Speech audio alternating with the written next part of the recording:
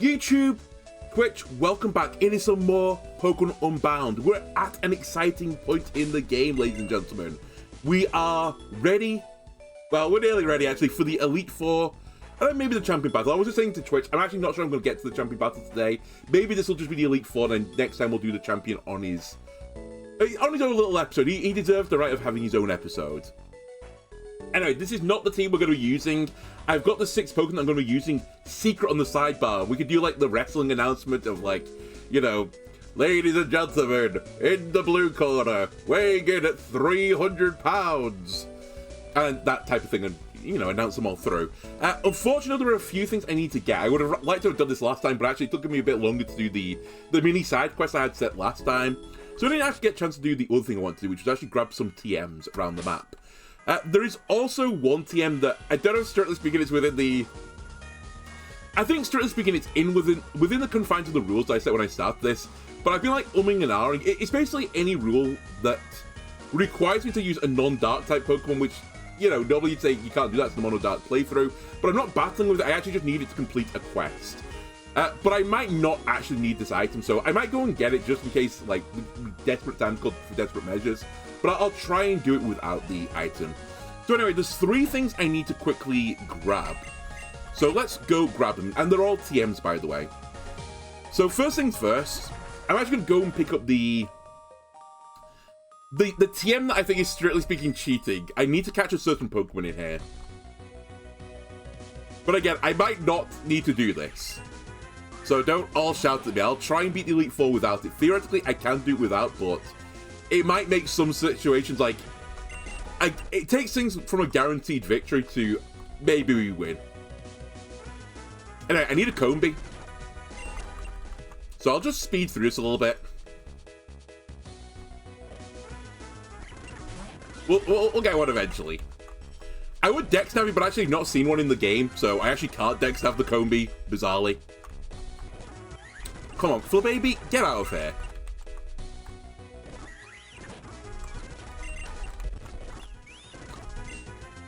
Oricorio, you're rarer than the Combi. I look forward to using you on the bird playthrough, but give me my Combi. Comfy is also rarer than Combi, please. Alright, the other Oricorio. Maybe we'll try this bit of grass. Maybe this is better for me. Nope, now yellow Flabébés. Okay, I did just check if I could do this quest off camera. Didn't take me this long to find a Combi, so apologies for this. It's actually crazy. It's the 3rd most common thing in this grass is the Combi, I believe.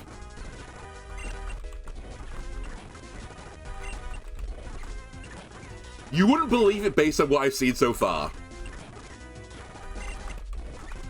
Oh my god, please, flowers, leave me alone.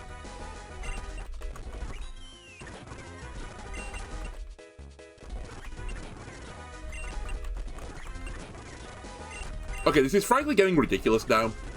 Where is my B? I'm right? I've not got it in my Dex Nav. Yeah, it's the one thing in this area I've not seen is the B. Well, I guess not that B, but a different B.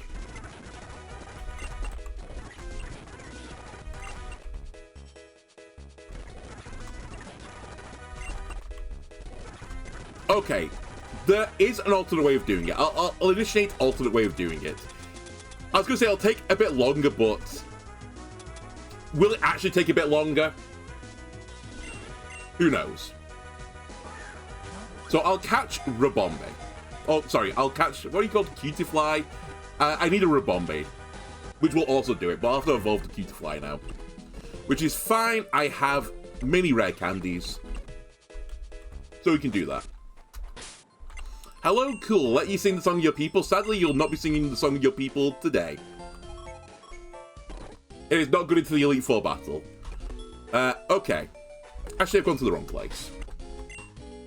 So, there is a quest, and I think we actually triggered this, but I was like, we didn't have the item needed, or the thing needed to complete the quest. And this was that guy. Do you remember that there was like a cloud in the sewers? I'm going to try and complete that quest. That is the grand plan. You know what, Dorian?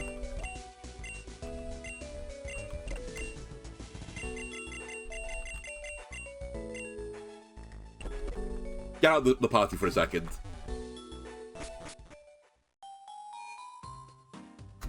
Okay, let me just quickly level this guy up.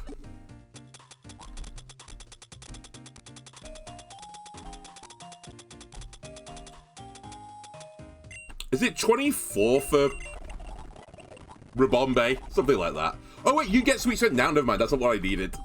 Okay, that would have been way, way easier if I just used Cutie Fly. I thought I didn't get it. I thought I had to evolve it. Alright, perfect.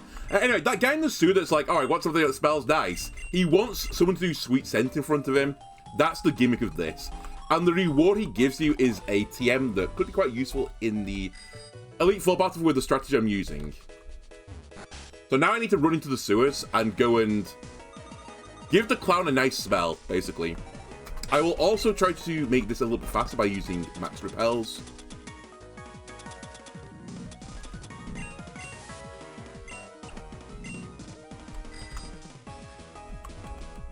And I'll try my hardest to get to the right place as quickly as possible. Come on, Dexnav. Grow up.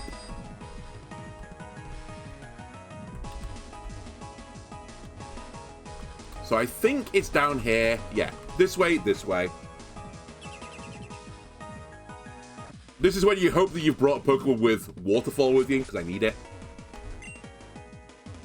Okay, I did. There's some stuff up there. I'll quickly grab this as well. I don't actually need it, but it saves me coming back in the post-game if I want Sludge Bomb. And there's some Poison-type Pokemon that might want it. But I don't need it for the Elite Four battle. Anyway, it's this nerd over here that I need to Sweet Scent. So it's like, oh, stinky, stinky. What a stench. And all he wants is for a Pokemon with Sweet Scent. And then I have to defeat these Pokemon and we're good to go.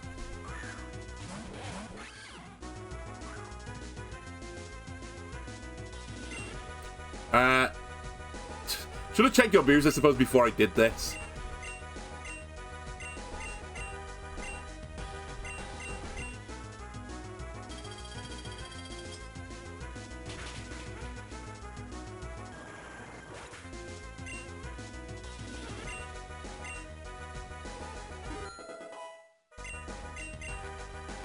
You don't need it, no.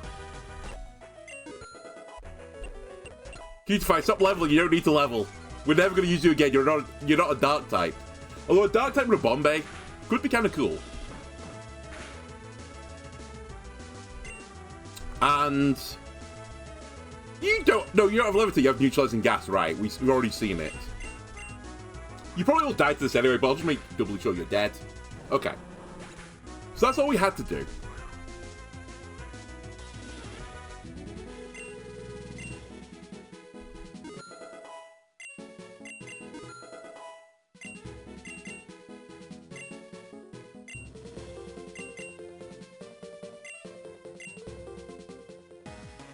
And now if you speak to him, the stench is gone, and he gives you Defog. Now you're asking why do you need Defog? It's just to increase my chances of winning in certain situations. But I don't, strictly speaking, need it. And again, this depends. Do you count this as like cheating for the mono-dark playthrough? Because I didn't use this in battle at all.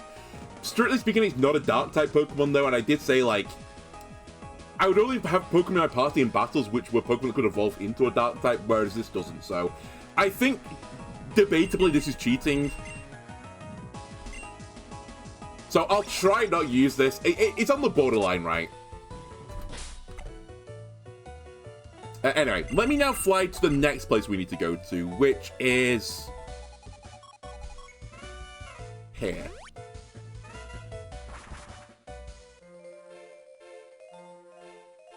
So it's a move that is particularly good in the Elite Four battle.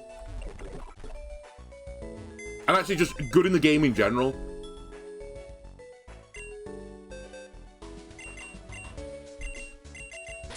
And we need to go get it now. In fact, I nearly got it in a previous episode, but I think I didn't have Rock Climb at the time, so I couldn't actually do it. But we've seen this item, I just couldn't pick it up at the time, but now I can pick it up. Anyway, we need to go into this cave. We need to go to the end of the cave. I can even take a little shortcut across this water. Grab the Great Ball that's in here. that I forgot to pick up when I started the playthrough, I suppose. And I think we couldn't get down this slope, so I couldn't get the item. Alright, don't worry, we don't have to do the full puzzle here. Wait, what's this? Okay, whatever. We just need to do this tiny part of the puzzle. So there is an ice puzzle below us, but you can't fully solve it without this rock. So I just need to push this rock into position. The repel as well stops these boulders from being combat, so really makes the time fly by. Anyway, I'll speed up with my legitimate speed button on the Game Boy Advance, my very legitimate Game Boy Advance, and push the rock into the hole. Now we can go back up. But yeah, there's more stuff in here, but it's like, we don't need it, basically. Alright, now we can go back over to the place where we definitely did come in a previous episode, which is on this side of the tunnel. Come down the ladder. Ladder again. And it's an ice puzzle. Now, is this an ice puzzle that's worse than the previous ice puzzle we were dealing with? No. So we should be able to get through it pretty quickly. I'll grab my big pill as well in case I want money down the line. And we couldn't get this because I didn't have this boulder here. And the TM I need is Blizzard. But we now got Blizzard as well. So there's one final TM that I need. But this will require a little bit of battling. But not too many. I'll try and do the minimum amount of battles I can possibly do.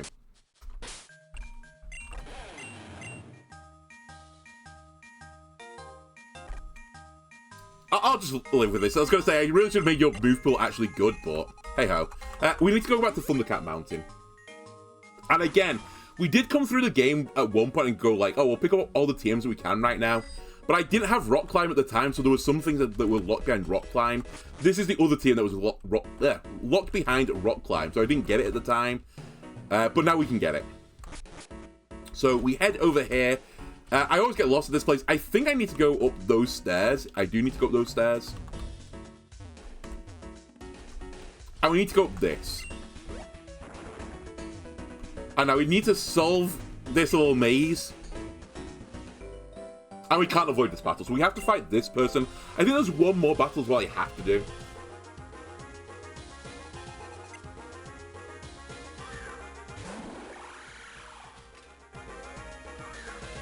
Hopefully my team can get through this.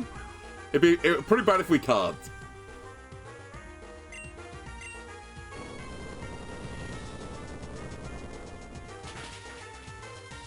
Alright, one down.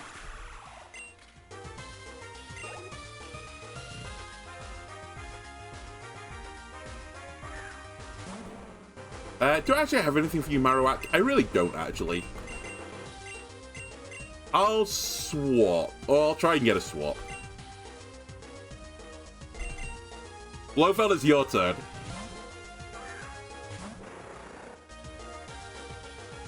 Nice.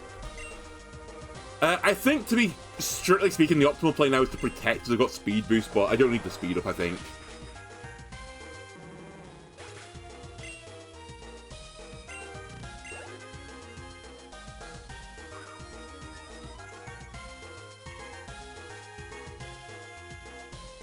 And Bastiodon. I think you have Sturdy.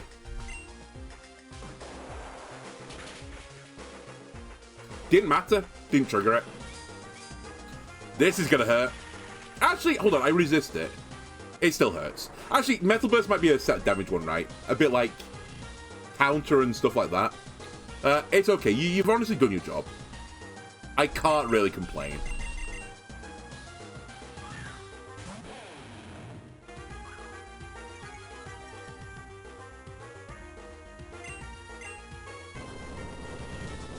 Okay, another trainer down.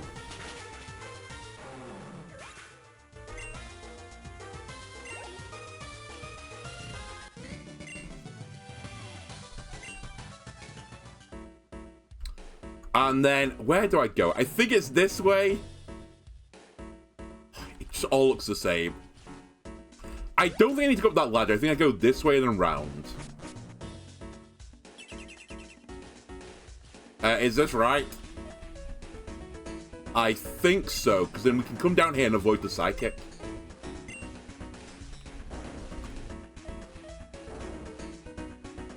Then I think I go down this ladder. Up this ladder.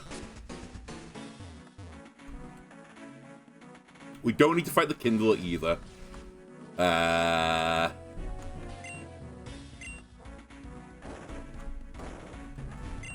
don't think I need to set off this switch either, but I might as well while I'm here. In fact, that puzzle might reset, to be honest with you. Maybe it was worthless. Anyway, I think we go down this ladder, sorry. Yeah, it's there. That's what I need. Unfortunately, there's one more trainer in the way, so we'll have to fight them. And then we can get the last team that I need to beat the Elite Four.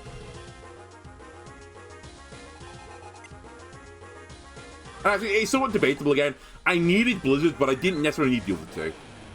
But they're nice to have. Vanillux is not the dream Pokemon to see, by the way. Trotter, I'm sure you'll take a Ice move from this guy, right? Oh, you're faster.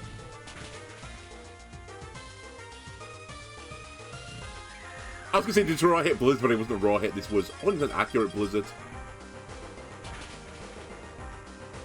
The crit didn't matter. Okay. Do I have something that deals with Vanillux?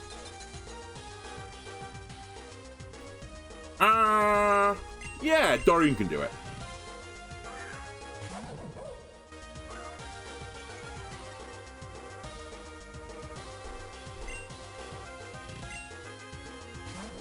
Okay, that's alarming. Don fan. Still gonna do decent damage, this. Okay, it was a crit. Never mind, it's not gonna do decent damage. Why did you swap into Don fan, though? What are you doing to me? I'm gonna say ground move is incoming, so we'll go to Honchkrow.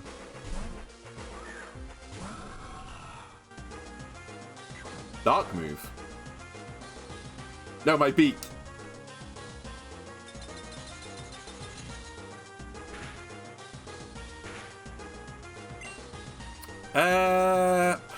I'm slightly concerned this thing might actually have a rock type move. I wanted to nasty plot and then just Oblivion Wing everything. Oh, by the way, this thing gets Oblivion Wing in this game.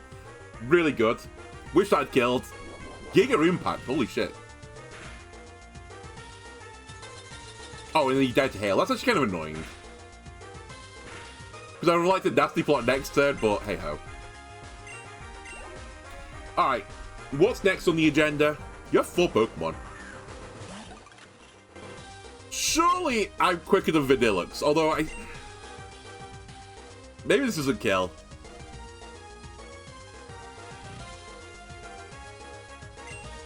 I'm not quicker. Okay, that's my bad.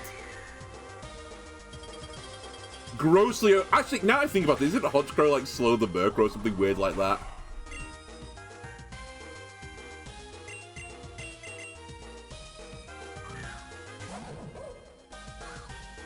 I should have just gone into Dorian. They've got a decent special defense.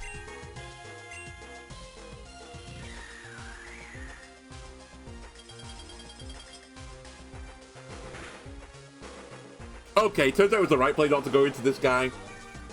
I would have died to 2 Blizzards.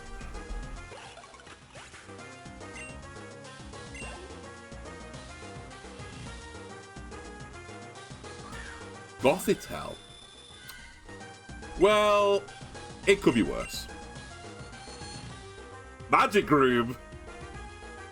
Okay, I mean, my held item is the amulet coin, I think, on this thing, because this is the Pokemon I use to farm money off camera. And Telekinesis, what a move pool.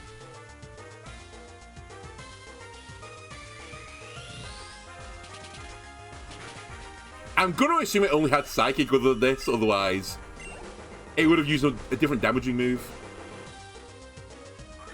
Oh, it's Kecleon. Kek's in the chat. Goodbye, Kecleon. That is crit, by the way.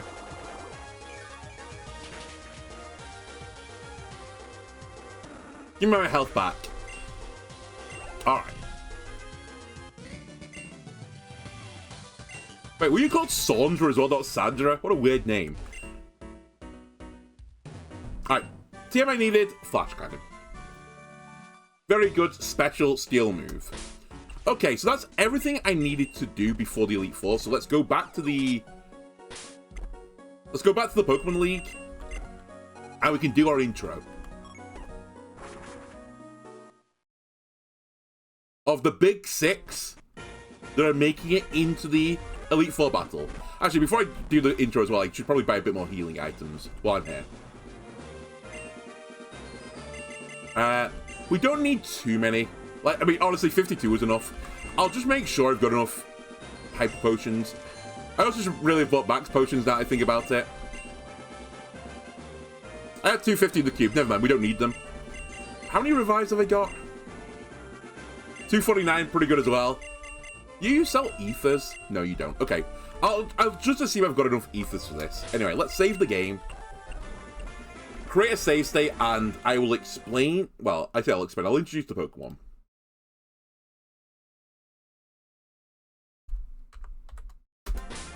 Alright.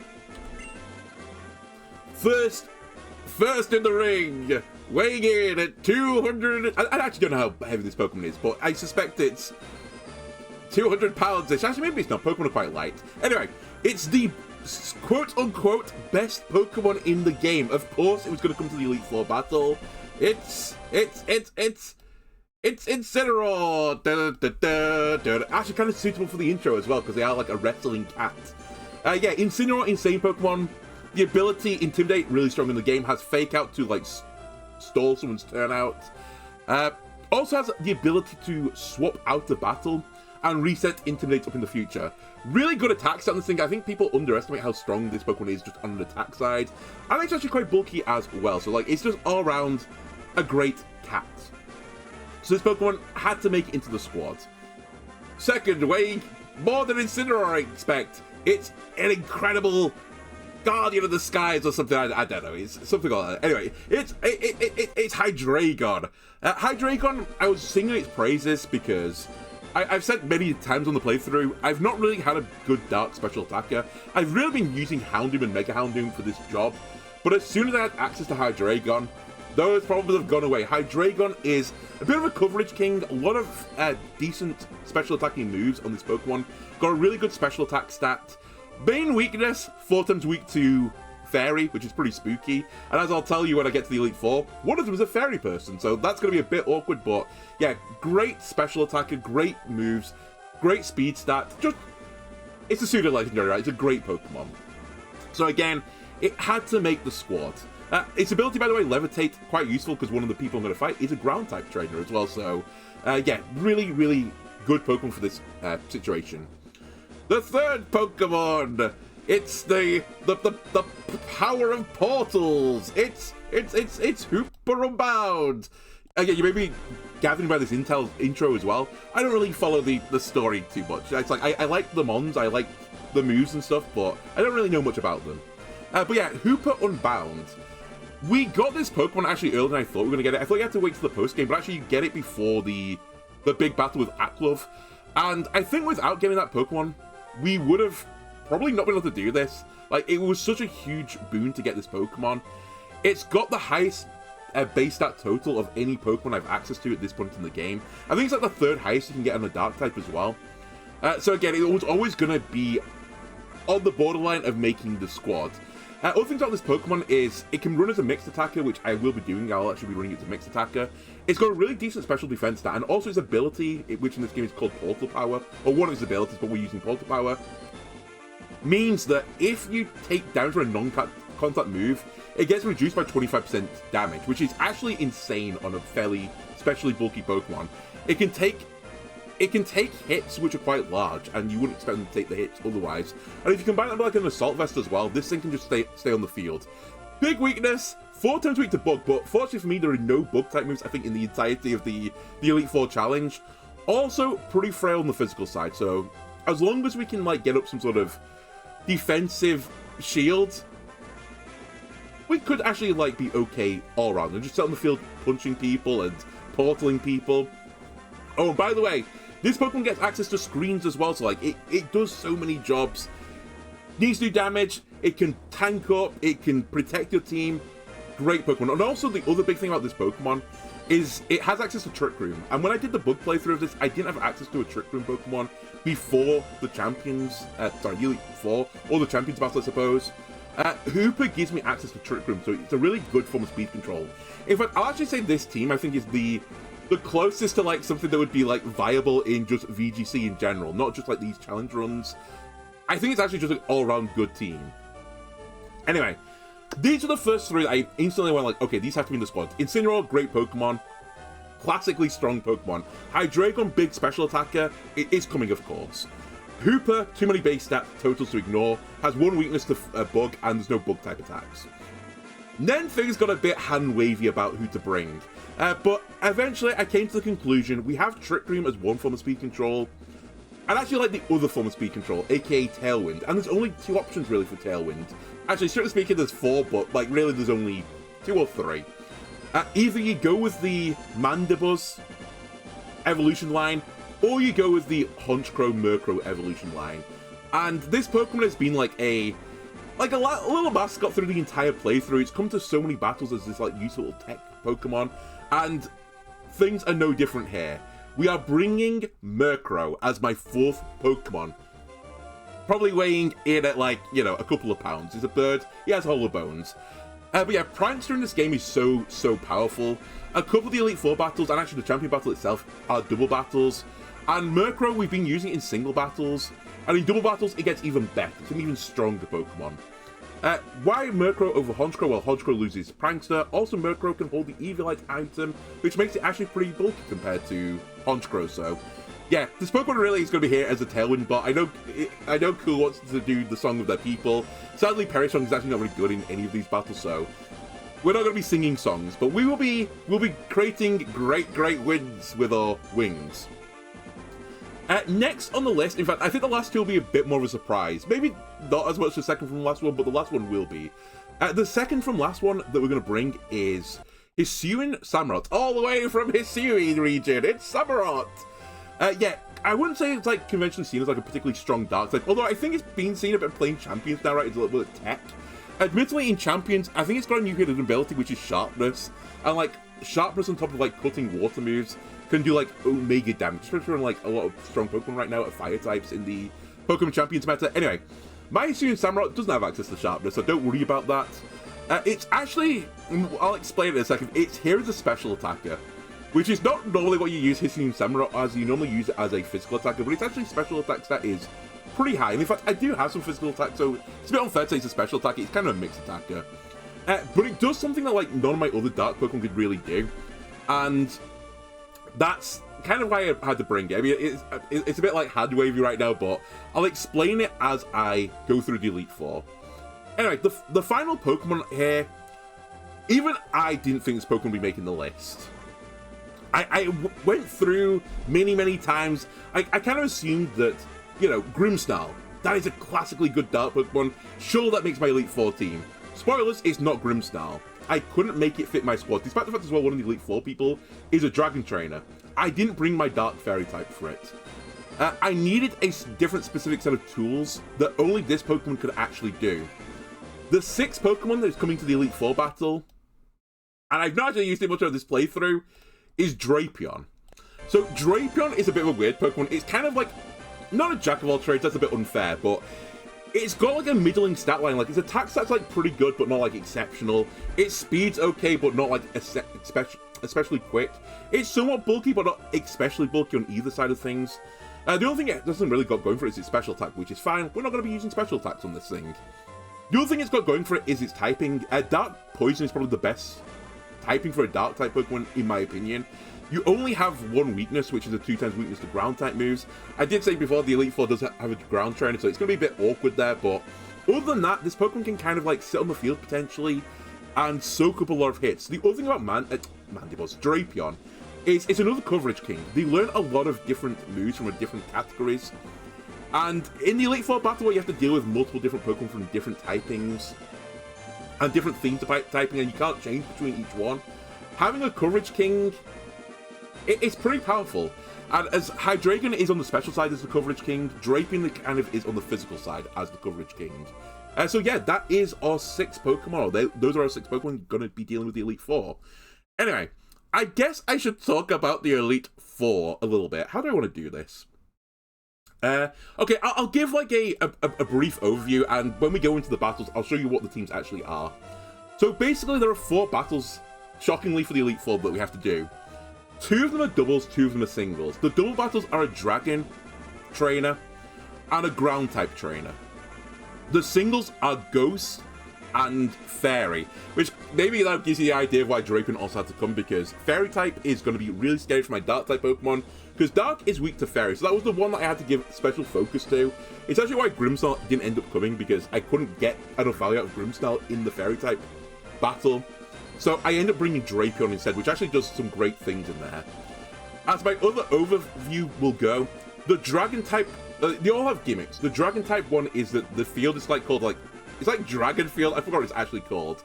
But I don't know, it's called Rainbow Field, right? I remember now. And it basically gives every Dragon type Pokemon on the field the effect of Serene Grace. So any effect that has a secondary effect is twice as likely to go off. And that's really scary, because what they actually do in this battle is they use Secret Power, and on this Rainbow Field, Secret Power's effect is a chance to give the Pokemon an Omni Boost. And with Serene Grace on top of that, and I think Secret Power triggers like 20% of the time, it's basically a 50-50 if they Secret Power, if they're going to get an Omni Boost. And as soon as these Pseudo Dragons, and even Legendary Dragons, get Omni Boosts, you've had it. Like, you're going to lose the battle. This is why Hisuian Samurott is here, because I needed a Pokemon, since it's a double battle, that could use Blizzard. It's so good versus the Dragon Trainer.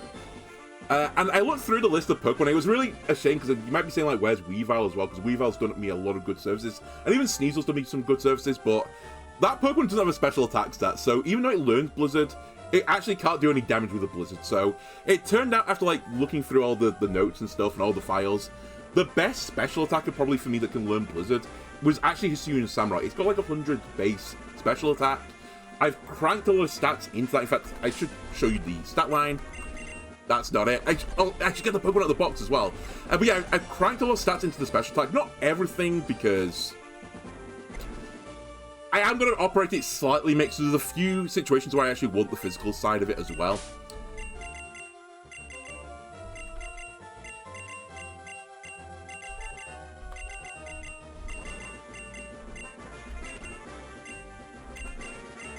Yeah, let me go grab these guys so I can show them to you. But yeah, it was literally, no offense to Samurott, but it was literally, you do Blizzard good, therefore you're in my team. It was a bit of an ugh approach. I will also say, and I did elucidate to this earlier, we are fighting a ground type person as well, and again, in that battle, they have 2 ground flying type Pokemon. Blizzard, really good there as well. It just happens that they're both double battles, so I feel like on every playthrough I do this with the monotype one, I'll be looking for a Pokemon that learns Blizzard, because it's just so powerful here. And in this situation, Hisuian Samurott is the best that can do it. We'll probably also, through the battles, be using Aqua Jet, for example. This Pokemon has got a priority move, which is very useful. And, you know, that can make a difference. Oh my god, I got the wrong moves in this Pokemon. I'll change all the moves in a second.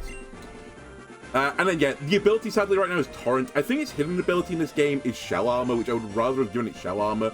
But I don't have a hidden power-changing item anymore, because I've used all of them. So Torrent is good enough. In fact, in some situations, Torrent might be better, because I might go to 1 health, use a Torrent-boosted Aqua Jet, and, you know, it does a little bit more damage, and that might be all the difference between winning and losing. But yeah, if I show this off, this Pokemon, and I've maxed like the IVs of like all the Pokemon here, except like in stats which just don't matter at all.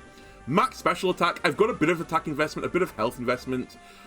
I can't remember exactly what the speed stat is here for, but it'll be to outspeed something in particular. When we get to like the specific battle, I'll probably have my note there why I put it at 40. And then 56 special defense, because it needs to live through certain hits. I think in the fairy battles, like it's the difference between living and dying on certain attacks. There's a lot of special moves in there. I will say this, Hisuian Samurott, probably not great in the fairy battle.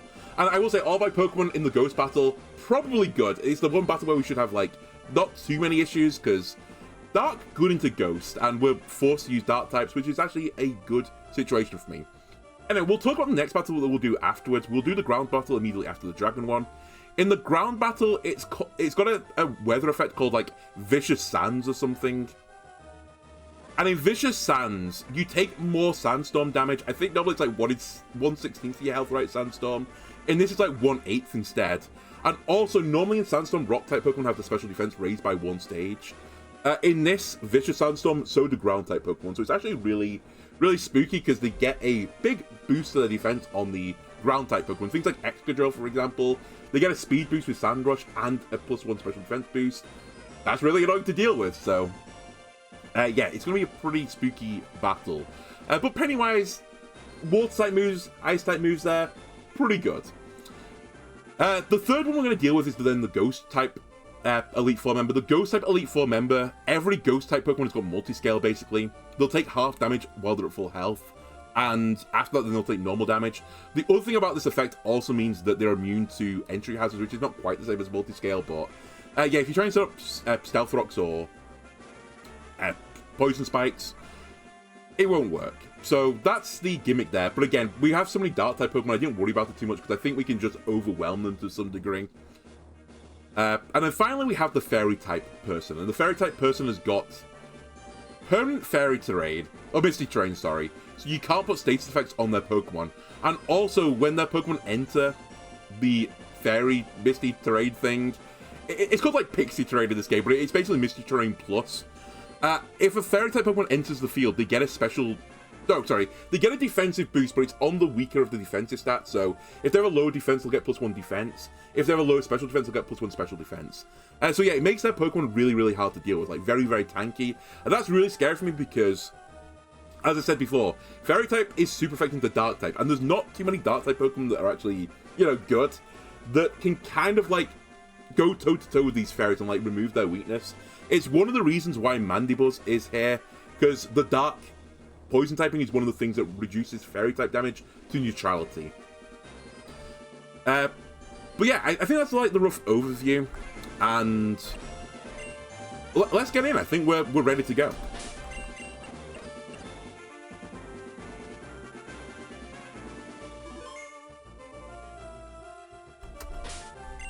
Just in case people are interested, I always forget to do this. Here are the full like EVs and IVs and stuff.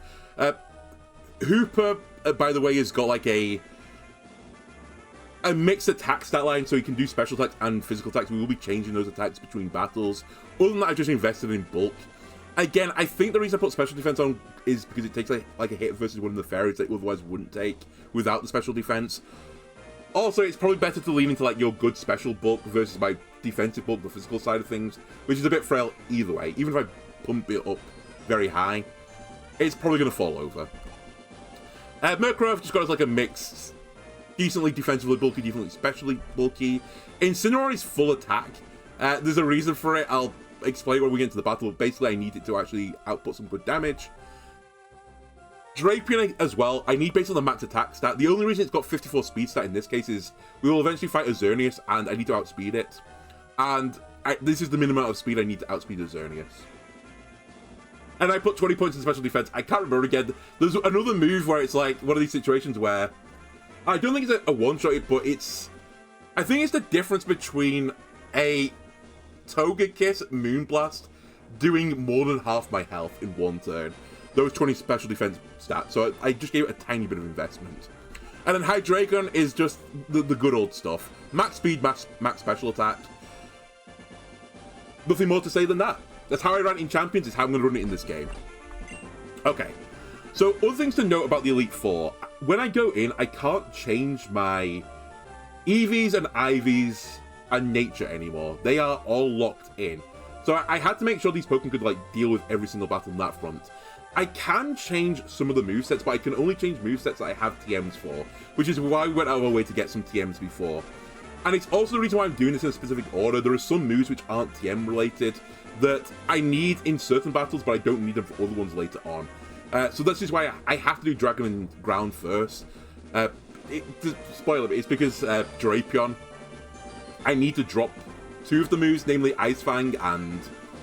I forgot the other one is. I need to drop Ice Fang plus something else, but I need them for the first two battles. So that's one of the things I had to bear in mind when I was doing this. But we should be fine. I think we've... at least I think it's all going to work fine.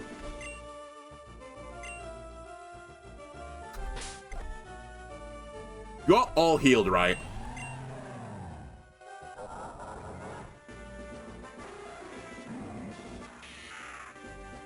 Okay, you're pretty close. So the other thing I'll just mention as well, because it's going to take me a while to get between battles, and in fact, including this first battle, because I didn't actually put the right movesets on for this battle. I need to change the TMs between battles, because there's some moves which are not good in certain battles, but good in other ones. So you just have to accept it. I've written down, like, things I need to change between each battle. So it'll take me a second to, like, reset everything. So right, let me just get down to business. So we're going to do Dragon first.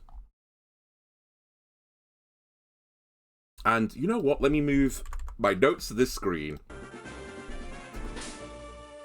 Alright, Hydreigon is going to be a lead. Drapion is going to be a lead. That's the right item. That's the right item. Okay, so I've got the items right, I think. That's the right item. Right item. Right item. Just forgot to put the moves on. So this thing right now needs Earth Power, and I can't get rid of Earth Power because it's not a TM one, so I'm going to keep Earth Power throughout all the battles. Dark Pulse is right, Dragon Pulse is right, it's the last one. So yeah, this is why I got Flash Cannon. Oh, that's why it's not right. Sorry, I'm dumb. The move is wrong because I didn't have the TM at the time. Oopsie. Right, Flash Cannon I think is down here somewhere. Yeah.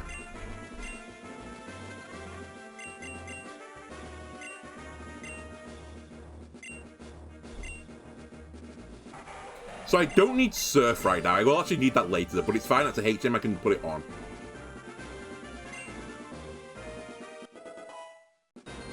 Then let me just quickly check if everyone else is fine. Knock off Ice Fang, Cross Poison, Night Slash is right. Ah, so you're the interesting one because strictly speaking, I want Defog on you, but I'll try and get away with not using Defog. It'll be Roost that I'm replacing. I'll try and use T-Wave instead. And actually, I can kind of, like, tell you the reasons behind it now. The reason I defog on this thing is that Blizzard is only 70% accurate, and I'm going to have to deal with the 70% accuracy. But if you defog something, you get an increased accuracy because you lower their evasion stat with a defog. And it takes it up to, like, 91% accurate then, so it just means it's more reliable to Blizzard certain targets. Murkrow can't really output enough damage to, you know, warrant having a different move on it, other than just Brave Bird, so it can do some damage, but there's no point in putting spread moves on it, because... not spread moves. God, what's the word for it called now? I just talked about it. Coverage. There's no point in putting coverage on it, because the attack stats is not high enough anyway. So I thought I'd rather make it definitely hit Blizzards, but we don't, strictly speaking, need it. We could probably get away without it. Incineroar is going to have this moveset for the entirety of the battle, I think. Actually, that maybe not true. Maybe the champion eventually change it. Hooper, this is not quite right. You don't need T-Ball. I'm glad I checked.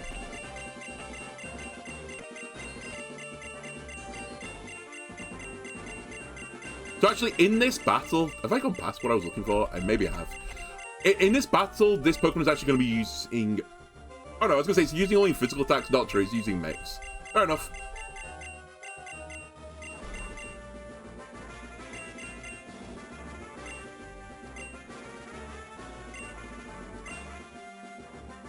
Okay, doesn't need T-Ball right now.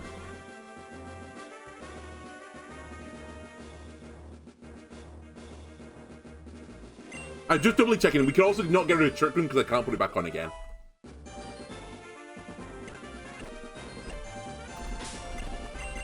And then finally, you have not got Blizzard. Right, that's what I need to solve. It's you as well. Blizzard, in fact, I need to change 3 of your moves. Okay. So Blizzard, which I just grabbed, is going on you.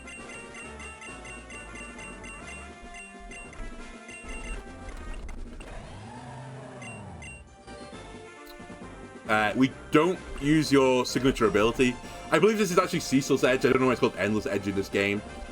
I then need Dark Pulse, which I think is down here. Yeah, there it is.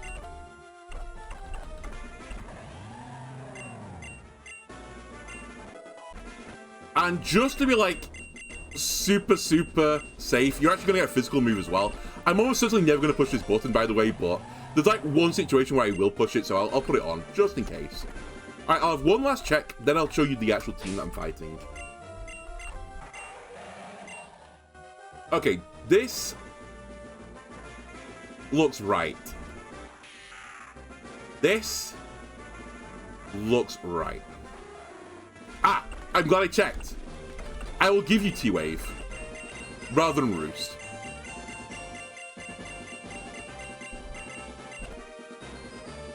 And if we have some serious issues, I'll put Defog on it. And we'll just treat it as not cheating. The other moves are fine. Haze is kind of weird here because, well, actually it has uses to be fair, but I need to save that for a future battle as well. This is like the other part of the skill of this. It's not just the moves for this battle, but it's having the moves for the future battles that I desperately need them for. And I'm getting through the early battles with maybe like suboptimal movesets. That's the real skill of this. Alright, so cool is now correct. That's fine. Oh, by the way, I can't get knockoff at this point in the game. I think that looks fine. Okay. Let's save the game. I'll create a different save state in case I fuck something up, because again, as I said before, I mean, literally just said it. If I fuck something up and I remove a move that I'm not meant to, I actually can't do this anymore. And I'll have to restart. So let's make sure I can actually have the ability to restart. Okay, let me show you what we're up against. So the first person we're going to fight is Penny. And Penny, as I mentioned before, is the dragon-type trainer. It's going to be a double battle. She has Rainbow Field. In Rainbow Field, any dragon has basically got the effect of Serene Grace, which doubles the secondary effects of moves. And also on this rainbow terrain, if you do Secret Power, you get an Omni Boost if you get the secondary effect. So it's really spooky. As a result, most of these dragons have Secret Power on them because they tried to fish for an Omni Boost. They have Dialga Tarantrum Reed. Tarantrum has got Choice Scarf, so it's really quick. Has Rockhead as well, so it can do pretty big damage with like a head smash. I'm going to try and one-shot it, so I don't need to worry about it. Also has Rock Slide, Flinch Chance as well, which is why I really want to get rid of it. The Dialga actually can't threaten me too much, but it is pretty bulky. Dragon Steel typing is like one of the best typings in the game. And with an Assault Vest, this thing is going to be like seriously hard to remove from the field. It's quite physically bulky. Reasonable special bulk normally, but with the Assault Vest, it goes through the roof. Komo-O has got the Komomium Z.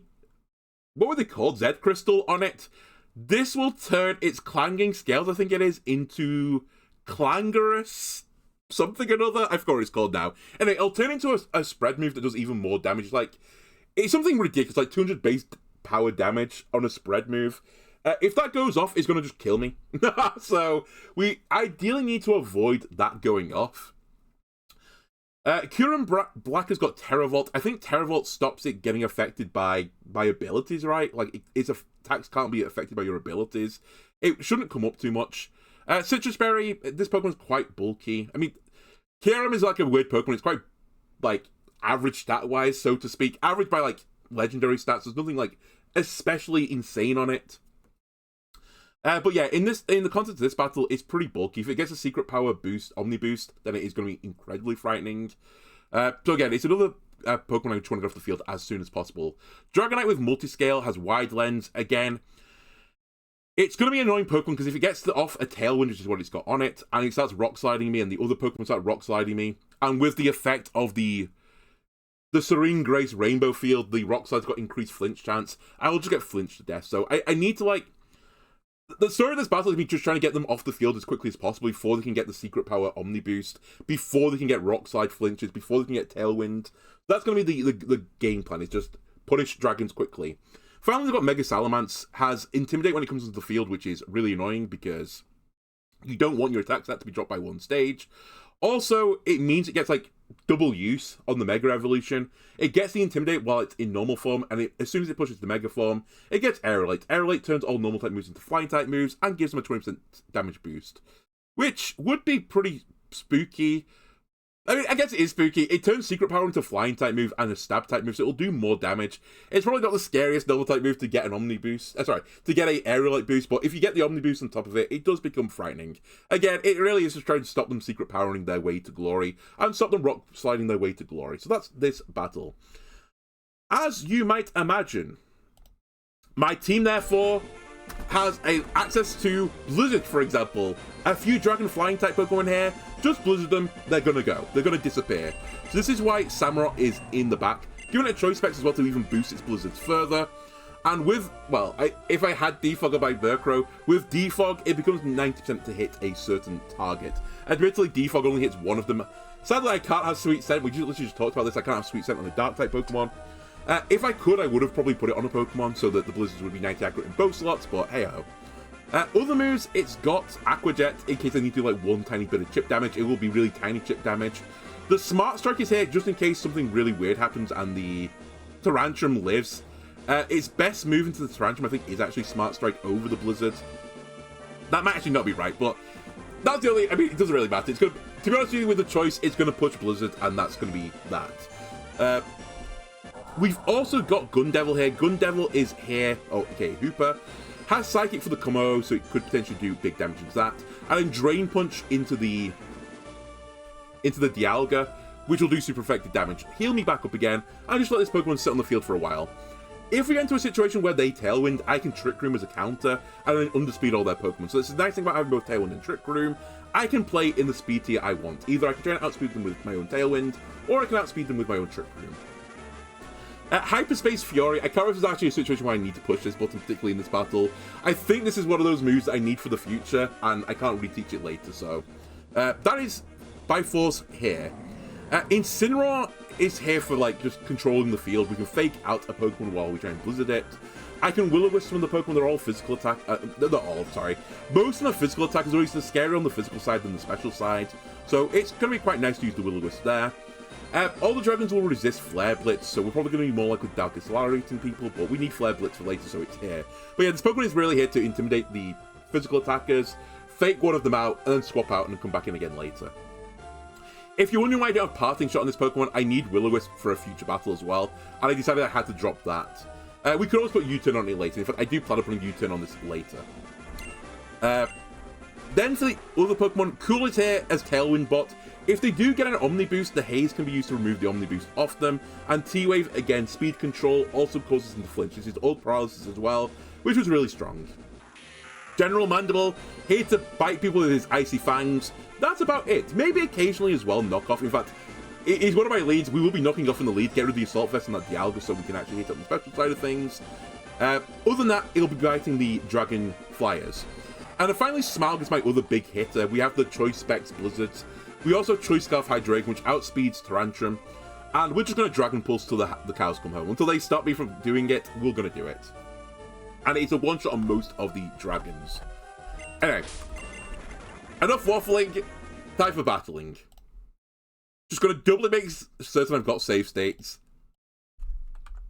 I mean, to be fair, if worst came to worst, I could just, you know, die the old-fashioned way and restart.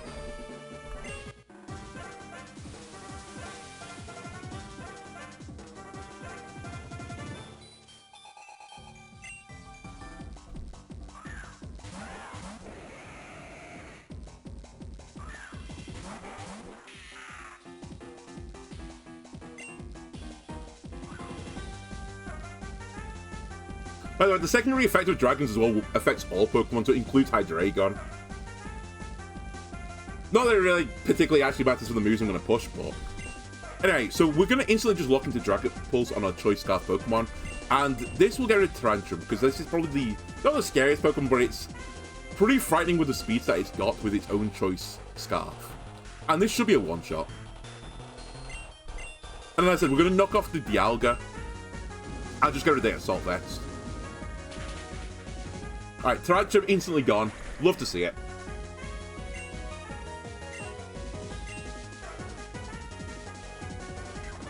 Right, Assault Vest gone. It's probably going to use Secret Power. So, my now decisions depend on...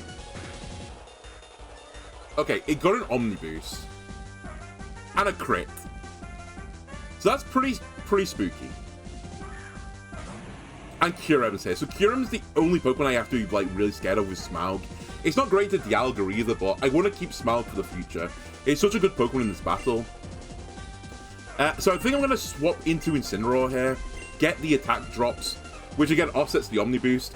I think I might just swap Mandible out. By the way, I'm doing this intentionally as well because one of the nice things about Hydreigon and Incineroar is that Hydreigon's a bit scared of Ice-type damage, and Incineroar is not scared of the Ice-type damage. It's a really good swap between the two of them. We'll use it in other situations as well, actually. But anyway, I'll swap Mandible out, and we'll get into Cool.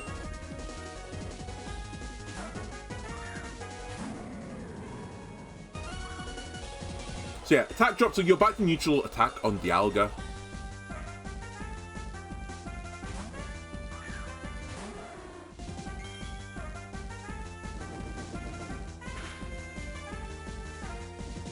Oh wow, we have a secret power instead of Ice move. Do you take this Incineroar?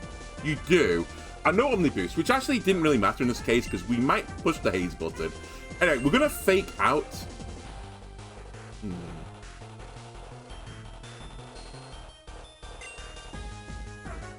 Who do I fake out here, actually? I'll fake you out because I think you're going to do more damage to Cool. We'll get a Tailwind going.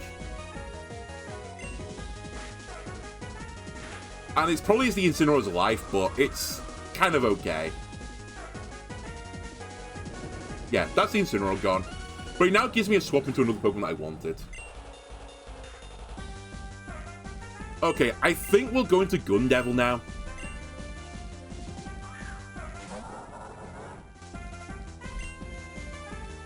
And I will try and beat my way through the Alga. And also we'll haze the field.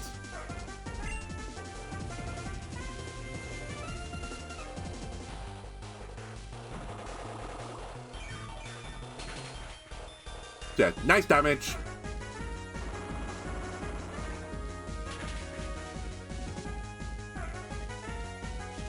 And I went for Flash Cannon. This might not kill now that its stats lowered.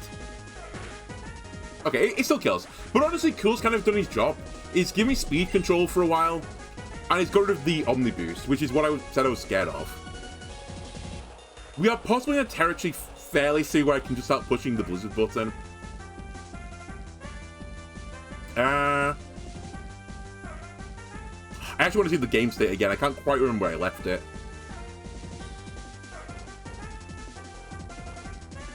I think I have to go into Mandible. Yeah, I've not put any damage to Kyurem. Also, we can heal this back off again, which is the why I put Drain Punch on Hooper. Kyurem's got a Citrus Berry, so actually I'll knock off the Kyurem. Deny is healing going forwards. Really should have my notes on my other screen as well, just so that I know what moves are coming in.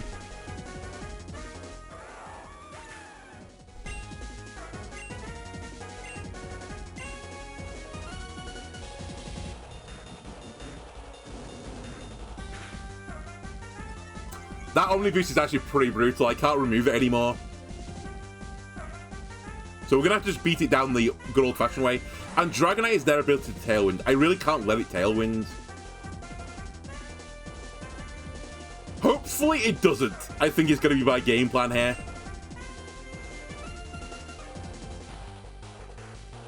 Because I'm really scared of the Kyurem. I'll put some pressure on with Ice Fang. It's 4 times weak to Ice, but with the multi-scale on it, it won't kill. Could get a flinch, though. The Frostbite's nice. Shame it isn't good old-fashioned freeze, but... yeah, Kyurem does another hit as long as you get another Omni Boost.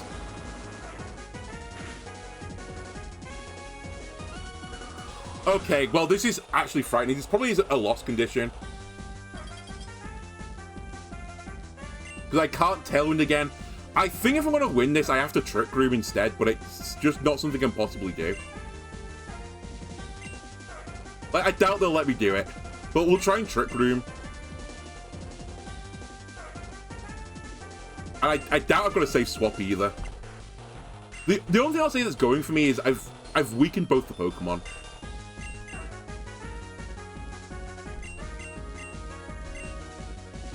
I think they're both going to die, basically, before they get an attack. But I don't have a good swap yet. They both die. It looks bad, but actually, it might not be the end of the world. It's going to be decided on Blizzard hits now. Actually, no, it's not. We're definitely going to lose. Because I won't get a Blizzard hit off.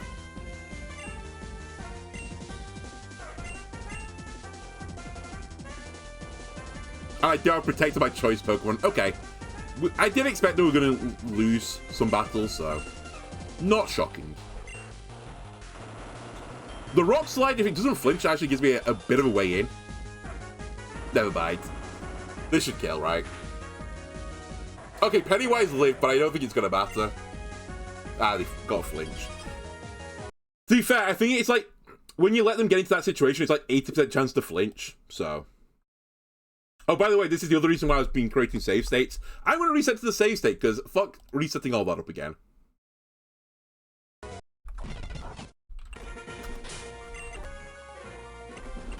Again.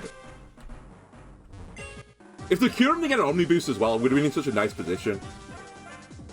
Or if it done it like the turn sooner so I could haze it, we'd be in a nice position.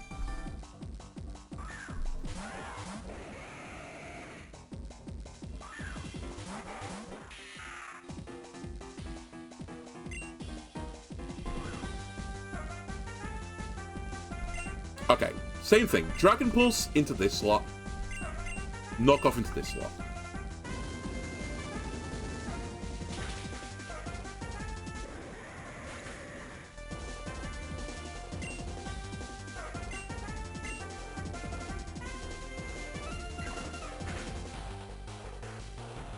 Won't say no to the crit either. Do you get an Omni Boost? No. Excellent. Kyurem is back. We absolutely have to swap the Hydreigon. Because if Kyurem does an ice move into it, he's gone. This time I could probably keep General Mandible in now.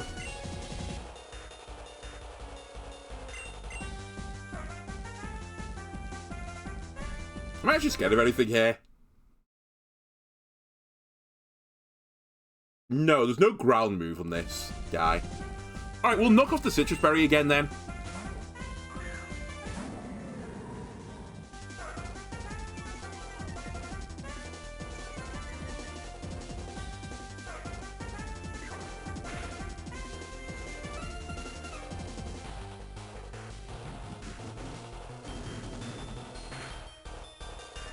Okay, an Omni Boost has been achieved.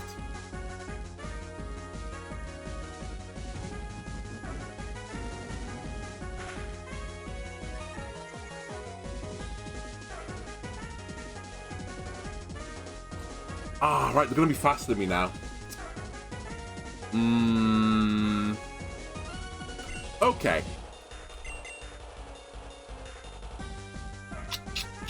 Let me fake out you.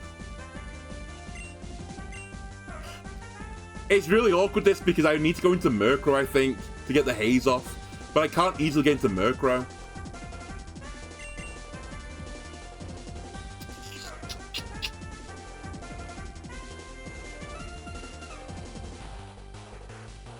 And you're both... Hey, actually, Kyurem, are you neutral with ice? Ice doesn't... Wait, does ice resist ice? I always forget these, like, self-interactions. Where are you, Kyurem?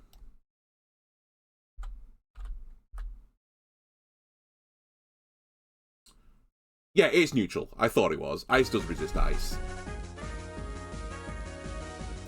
Oh my god.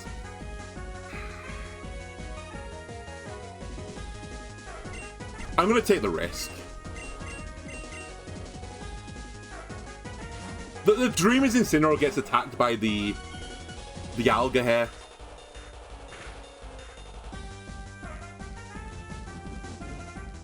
Okay, that's not too bad. Also, the double Omni Boost hit, not that bad either. So this time we're gonna...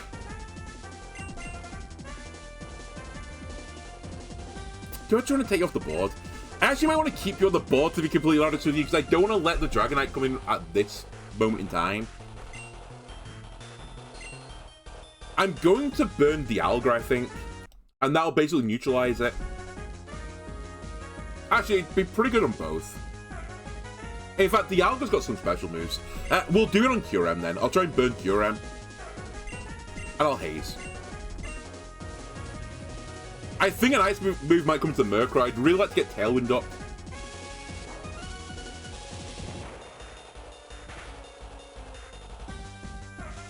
And again, they didn't expect their stats to be dropped, so they've picked the optimal moves, but for like having a +2 special attack or +2 physical attack. And it hasn't paid off now, has it? Okay, now we could probably consider going into the Dragonite being a reasonable play. We'll Flare Blitz you. I will Tailwind here. The actual Dree would be Incineroar goes down on this turn, I think. So I get a swap into... Who would I swap into, actually?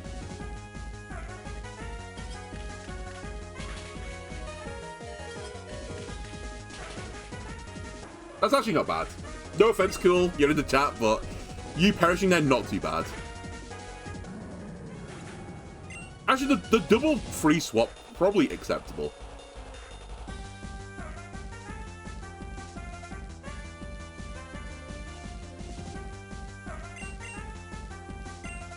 Let's get Pennywise in and start pushing the Blizzard button.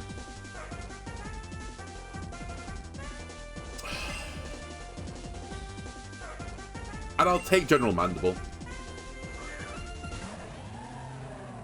The last threat is Dragonite. As soon as we deal with Dragonite, the game is, like, over. We Blizzard here. It should kill Dialga from here. Not sure about Curem. I absolutely have to make sure, though, the Dialga goes down this turn. So I will be attacking it. And actually, I'll knock it off just in case they swap the slot. Okay, single target Blizzard, if we hit it, will kill.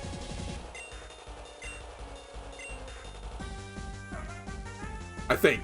Famous last words, actually.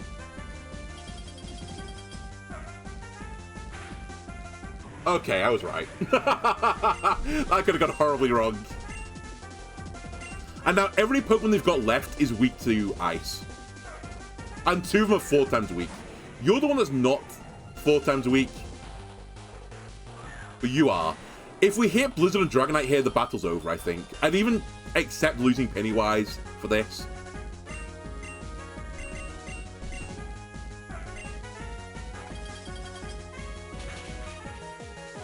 That crit is actually quite nice. Because if I didn't hit the Blizzard now, it would still give me a possibility of a chance. Okay, Clangarus, whatever it's called, is coming up. Oh my god, Dragonite dodging, never mind, the game is not over yet. In fact, it's quite the opposite.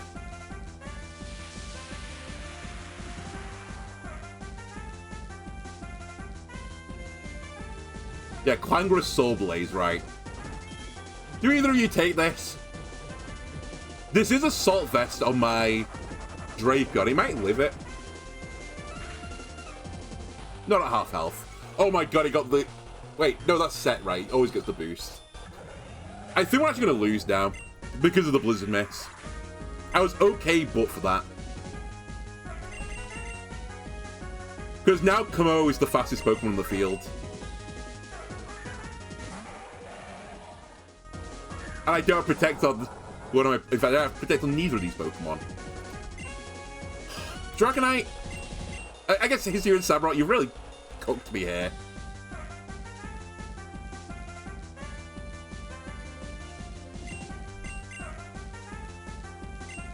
I need a Trick Room, but he won't let me. I'm faster? Okay, well that's actually pretty big. Because the Dragonite's not that scary. As long as Trick Room goes up, please don't Rock Slide me. Oh, okay, hold on. Hold on. Wait, the Trick Room's now bad for me. Well, okay, the Trick Room's debatably bad for me. No, my Tailwind's gone, never mind. I'm a genius. As long as Smile can one-shot Salamence, we're good here. And I think the best thing you can do is actually Psychic this lot.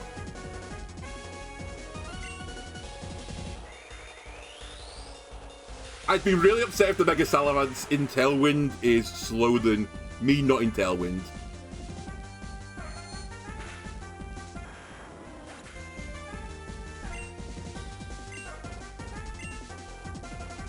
Please, Kel. Okay, we're fine, whatever the result is.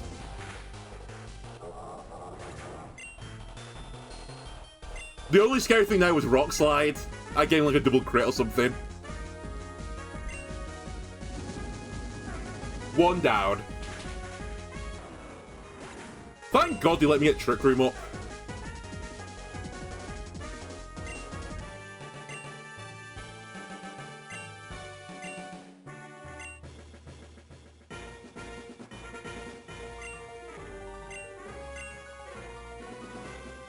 Okay.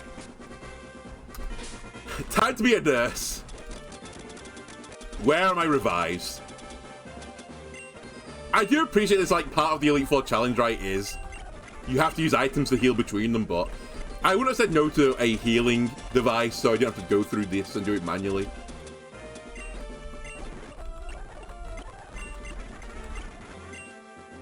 Right. Oops. Let me quickly check my PP situation as well.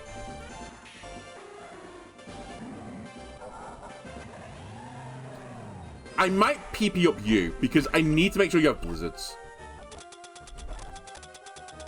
I actually should have... no, it's fine. I was going to say I should have used the PP up. Actually, no, I meant an ether before, but we should have PP'd up here. But actually, we're going to drop blizzard at some point, so it would have been a waste. Okay, so we're now going to go to the ground person.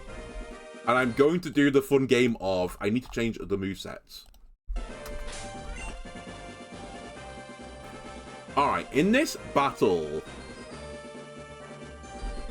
what's my lead? I didn't write it down. Good. Okay. My notes basically tell me all I need to know. I Blizzard and Trick Room. Good. Is you two. Right. You don't have that anymore. You don't have this anymore. You still have the Charty, actually, interestingly. You don't have the Expert Belt. Which actually, I think I could have put a better move on you, but... sorry, a better item on you, but hey-ho. Actually, now I think about it, I needed it because I needed the fighting type into the steel type, and I needed psychic into the fighting type. So I think Expert Belt was actually okay there. Cool, you're going to retain your Eviolite. And Drapion is also going to lose his item. Drapion is now going to get the item, which is what is going to basically be the theme of this Pokemon. It is going to get Scope Lens. You are going to basically swap choice items. You're going to have choice specs this time.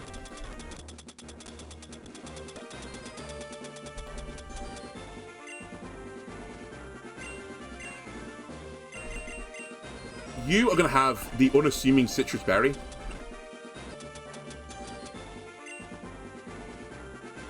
And Samurott, you're going to have a Life Orb.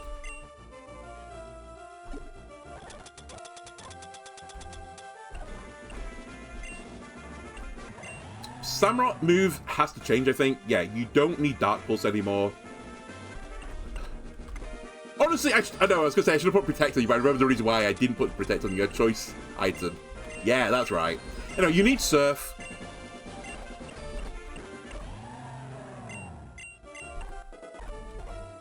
You need Protect. Using Protect in double battles? Who would? Who would use this move? It's not the cornerstone of the game or anything.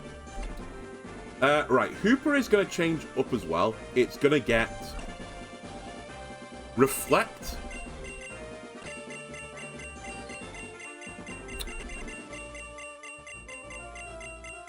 There it is.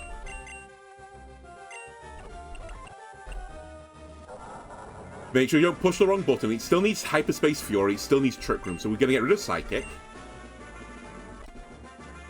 And I'm going to own up to it. It's going to get Energy Ball, but I've actually kind of fucked up this calculation. It's still fine, but it should be better. I'll explain it when I talk about the teams. It's a good move, but I kind of fucked up the EV spread slightly.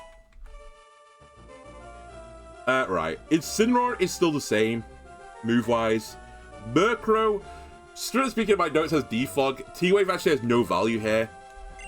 So, I will... do I have Roost here still? Actually, I'll give you Taunt. I think you'll learn Taunt.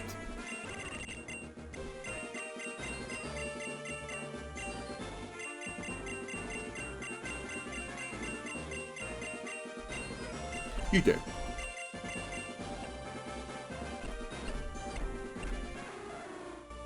So we'll get rid of T-Wave, which into Ground-type Pokemon, not the best idea of move. Drapion stays the same. Samurai... So I think I've done. Let's quickly check again. So you've got a Life Orb. You have got the Citrus, Eviolite, Charty, Scope Lens, Choice Specs. By the way, the Charty in the previous battle is pretty self-explanatory. It was just in case I took a Rock Slide, I wanted to reduce the damage. Was it the best item? Maybe not. Maybe I should just put a Citrus Bearer in it, but it's kind of fine because it works in this battle as well, because there's going to be a lot of Rock Sliding here as well. In moveset-wise, Hydreigon... Oh, wait, hold on. This is not right. This should have Surf as well. Dark Pulse... Flash Cannon is needed. Earth Power is needed, so Dragon Pulse goes and Surf comes in.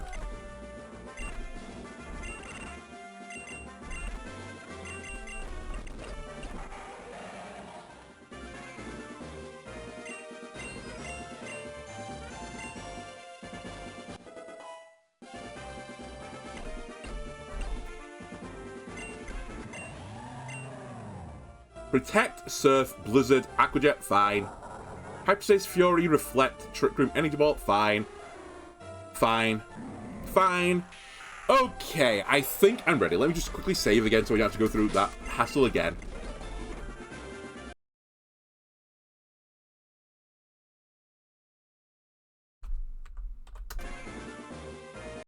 And I will pull up the team we're fighting.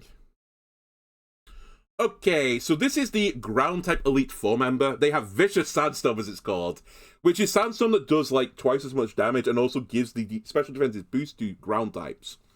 Pokemon, they have Excadrill. It has Sand Rush. It's going to double its speed in the sand, and you can't turn this weather off, by the way. So, this is a really fast mon. Scarily fast mon. It also comes with a focus touch, so you can't just one-shot it. No bueno. Not good. Mega Aerodactyl is the other lead. It's basically Pokemon Champions. This Pokemon is really, really quick. In this game, it actually doesn't get Tailwind because they sort of just, like, deal with the Sandstorm and Sand Rush on Pokemon that have got it. But it does have Wide Guard, which is kind of annoying because, as I said, Blizzard is really good into this battle, a lot of ground types. Surf is pretty good into this battle. There's a lot of ground types. So the Wide Guard is pretty annoying to deal with. Also, really fast Taunt means you can't set up in front of it. And it's just going to spam Rock Slide, right? And hope for flinch chances and just be all-around annoying. Other Pokemon they have got Groudon, but don't worry, it's not Primal Groudon, so it's just purely a ground type, and it doesn't set up the weather. It's actually kind of interesting because it doesn't have weather set up as its ability, because why would you? You've got Permanent Sandstorm, so it actually has Heat Proof, which I think reduces damage from Fire-type moves. Has a Choice Band, so this thing is going to output disgusting damage. It's also got Precipice Blades, which can miss, but it's like a 120 damage spread move. And yeah, if you get hit by that with a Choice Band, you're going to die. In terms of other moves, it's got Heat Crash, Rock Slide again for more flinching, because this guy loved putting Rock Slide flinches into the game, and a Heavy Slam as well. The actual probably scariest Pokemon here is not the Lord of the Earth, it's Gastrodon. Gastrodon means I can't just push the Surf button for every single turn, because Gastrodon gets... Actually, it's not too bad pushing the Surf button, but it makes using Water moves really scary, because Gastrodon gets Storm Drain. Storm Drain redirects any Water-type move into itself, and then gives it a special attack boost. In terms of Surf, though, it can't redirect a spread move, so I will get to hit a target, but it still means Gastrodon is immune to Water-type moves, and also, it'll get a special attacking boost. So it's really an annoying Pokemon to deal with. Other two Pokemon, it's got Gliscor, which is like, you know, not classically seen as a good Pokemon, but with like Sandveil and Bright Powder in the permanent sand, it's really annoying to hit this thing. Sometimes you'll just lose games because of the evasion increase on the Gliscor. I've actually not done the calculation, but I suspect it's about like 100% accurate moves are probably like 66% accurate in front of Gliscor. Has Tailwind as well as if he wants to speed boost all the Pokemon. That's going to be really annoying if it gets it up, and I can't really easily stop it. And then finally, Landorus is here. Landorus also has a Focus Sash. Has Sand Force, so it does more damage in the sand. I can't turn it off. And yeah, just all around annoying Pokemon. Got some good spread move, mixed attacker, and just annoying to deal with. So that is the problem ahead of us. Actually, the biggest problem as well, which I didn't really take into account when I was planning this, and I will actually say, I think of all the battles, this is probably the one I'm going to have the biggest challenge with. I didn't really take into account the sand damage. The 1/8 damage, like every single turn, really adds up, and especially since a lot of their Pokemon have Protect, we might actually lose some of these battles just purely to sand. Also, you may have noticed I put Surf on a bunch of my Pokemon. I don't have a lot of protection from Surf on my own side, because Surf hits everything on the field. So between the sand and me hitting myself with Surf, it makes the battle a little bit tricky. But yeah, anyway, this is what we're up against. So obviously the Pokemon we're using are identical to what we had before, but the moves slightly different. So we've got Pennywise, Hisuian and Samurott. I've got Life Orb on it. Why? I need to protect this Pokemon occasionally. The other thing that I'm going to do, and it's kind of a bit cheesy with the AI, the AI recognizes I've got both Surf and Blizzard, and on the Mega Aerodactyl, it makes it way more likely to push Wide Guard. And as long as the Mega Aerodactyl is Wide Guarding, it can't be pushing Rock Slide, and that's actually quite a good deal for me. So we're going to just keep this Pokemon on the field as a threat to their entire field, and hopefully Aerodactyl just keeps pushing Wide Guard and turns it into a 1v1 battle. That is the big part of the battle. That being said, we don't want to let this Pokemon just go down for free, because Blizzard is so good into Landorus and so good into Gliscor if it hits, because they're both 4 times weak to Ice. So the gimmick is like trying to keep the Samurott alive for long enough, but also threatening the Aerodactyl at the same time, and whilst also taking Sand Chip. That's going to be the balancing act. Next on the lead is Hooper. Hooper is going to set up Trick Room, because it's actually quite hard to deal with their opening Pokemon with Murkrow, because Murkrow takes double damage from Rock-type moves. So it's actually far better to start the game in Trick Room instead and just underspeed them. So that's what I'm going to do. I'm going to set up Trick Room, I'm going to set up Reflect, because they're basically all physical attackers, except for this godforsaken Gastrodon. So that's going to be the opening plan. The thing I fucked up on this Pokemon, by the way, is Energy Ball is here to deal with the Gastrodon. Gastrodon is 4 times weak to Grass. And I ran the calc, and Energy Ball has a 100% guaranteed chance to kill. But I forgot about the Vicious Sandstorm effect, which gives us +1 special defense boost to Ground-type Pokemon. So actually, it's not 100%, but it's a damage roll. I didn't check what the number was, but it's like 50-50 if I get the kill or not. It pretty drastically changes the course of the battle if I get the kill or if I don't get the kill. So that's going to annoy me, but it can theoretically kill it, but at the very least, it's going to do a big chunk of damage to it. And as long as I'm threatening it, it can't yawn me and force me to swap in and out and stuff like that. The other thing that's really annoying about this Gastrodon as well is, like, theoretically Hydreigon should be quite good in the opening, but it's really scared of getting hit by an ice move from Gastrodon, so I can't really lead with it. Like, as soon as the Gastrodon goes down, Samurott and Hydreigon can just do a lot of work, but that Pokemon is, like, it's kind of the thing that's holding the entire tower up. It's basically the entire foundation of the build. But as soon as they get off the board, we are good to go. Other Pokemon, Cool, we saw it before, it's here to set up Tailwind. Once my Trick Room mode ends, I can outspeed that other Pokemon in Tailwind instead. Other than that, there's nothing really for this Pokemon to do. It can somewhat take Surfs quite nicely with the with the Eviolite on it. That's kind of what Murkrow is here for. I guess I can taunt them to stop them from protecting now, which I didn't really plan on doing. But it's a nice addition. Incineroar is really here just to stall the game out a little bit. Again, the Intimidate is very, very valuable here because of the nature of the team. It's mainly physical attackers. Will-O-Wisp Burn, again, great into physical type Pokemon. And yeah, it's just going to swap into the field, fake something out, intimidate them both, and then swap out again. Charty Baron as well, so it can take like 2 Rock Slides maybe. Yeah, not too bad. Maybe we push Darkest Lariat at some point as the damage move. Probably not pushing Flare Blitz though. General Mandible, again, is somewhat here for the same brief as before. If the Blizzards don't hit, the Ice Fangs hopefully will do. This Pokemon actually is really, really scary in this battle in terms... Sorry, it's not scary, it's scared of this battle. The opposite, actually. It's got a weakness to Ground type, it's its only weakness it's got. And, yeah, there's some Earthquakes in there, Pokemon, so... We don't get hit by an Earthquake, because General Mandible will just fall over, but if we can get it in, like, a speed priority bracket, either via Tailwind or via Trick Room, and I hit an Ice Fang onto one of these flying ground types, that's bye-bye. We've also put the Scope Lens in this Pokemon, which is going to pay more value in the future. But this Pokemon has got the ability Super Luck, and Super Luck means that normally critical hits land every 1 in 16 times. With Super Luck, they land 1 in every 4 times, I believe. However, the Scope Lens item also doubles your crit chance again, and it stacks. So rather than it being 1 in 4, with Super Luck and Scope Lens, it becomes a 1 in 2 chance. So it's 50-50 whether or not you're going to crit. And then if you add on top of that moves like Cross Poison and Night Slash, which have elevated crit chance as well, they become guaranteed crit hits. Now in this situation, I'm probably still pushing the Ice Fang button, which doesn't have an elevated crit hit, but 50% of the time we're going to get a crit plus a 4 times weakness to Ice. Even if it's not stab, even if it's only 65 base power, it's going to kill things. So that is why the Scope Lens is here. Finally, we have Hydreigon. Hydreigon in this battle, it's kind of going to be the clean-up crew at the end. I'm hoping to be able to push Surf without any worry of having a partner next to me, because they'll all be dead at this point. And Hydreigon with a high special attack, and I've also put the choice specs item on it. It could output some disgusting damage. We do have Earth Power as well, which could hit extra drill for super effective damage, but I have to be really careful because I need to be worried about surfing into Gastrodon, but also Earth Powering into Landorus and into Gliscor because they're immune to ground type moves. So a safer bet if one of those things is actually still on the field is just a Dark Pulse.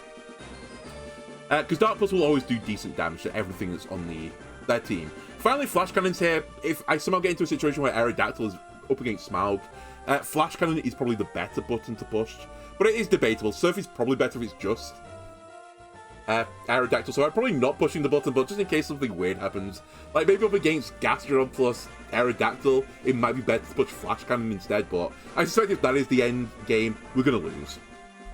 Alright. Let's just, again, doubly make sure. Let's make sure I've got the save so we can come back to this point. The other thing I'll just say instantaneously as well is, on turn 1, this Mega Aerodactyl's got a possibility of taunting my Trick Room. If that happens, I probably just on the spot lose. I'm going to try and make it so they won't do it, but I don't, it's not guaranteed, basically. It's somewhat exploiting the AI again. Also, let me shut God out. He's knocking on my window and blinding me.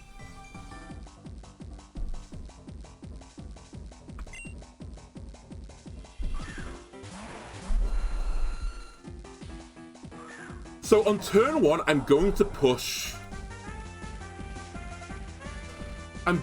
Surf. No, I need to push one of Surf or Blizzard because I want to bait Aerodactyl into Wide Guard. I'm going to push Blizzard and hope it Wide Guards. And I'm going to Trick Room here. They swapped Extra Drill, which is fine. Yeah, that's actually okay. Although, I say this, it probably means the Aerodactyl's not Wide Guarding anymore because I think they were expecting the Surf.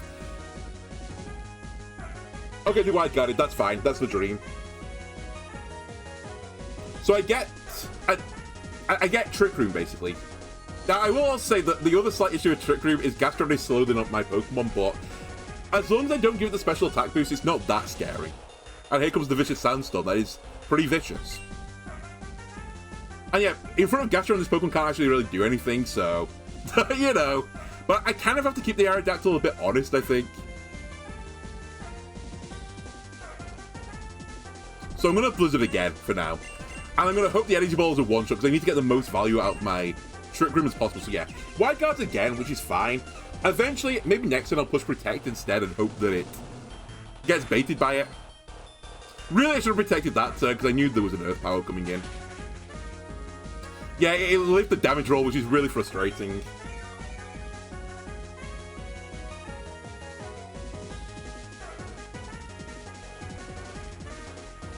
Okay.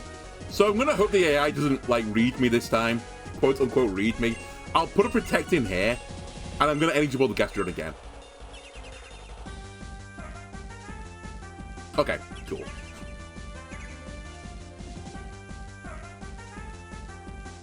Nice. Ate the double up.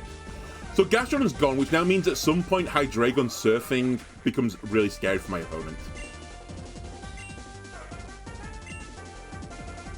And the other thing I need to do, actually, I've got against my notes. My notes said set up Reflect as soon as you can as well, and I didn't do it. So we actually might still lose this because I've not set up Reflect, and I was going to say Excadrill's coming back.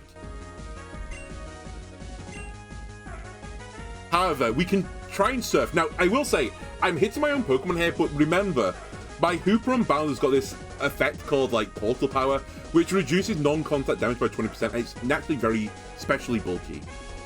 So it probably will take this. Now, will it take this plus another attack? Probably not, but... Okay, they keep wide guarding, that's fine. I basically turned into 1v1, and I'm okay with the 1v1.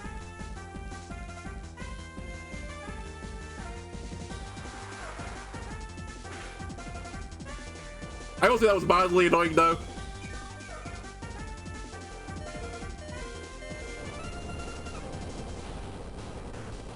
I think Hooper will take this. Never mind, Hooper doesn't take it. Ah, it was a crit, okay. That's kind of unfortunate, but at the same time, maybe not the worst. Actually, it is pretty bad, because they didn't even break the sash on Excadrill. Now, was this the last turn of Trick Room? No. God, it's all just slightly awkward now. I'll go into General Mandible and Incineroar, I think.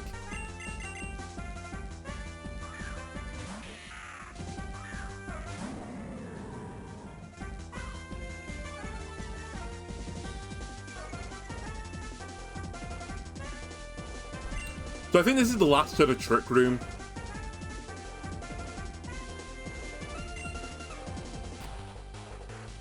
I'll take a guaranteed crit on Night Slash. And I'll fake out you as well. To break the sash. But this Aerodactyl's gonna be a problem. Wow, that did like no damage. Okay, taunting the Incineroar is not the end of the world. We might want to swap the Incineroar out now. It's a bit scary though, because I'm swapping out into a... I should have actually hit the Aerodactyl. I'm swapping out into a potential Rock Slide.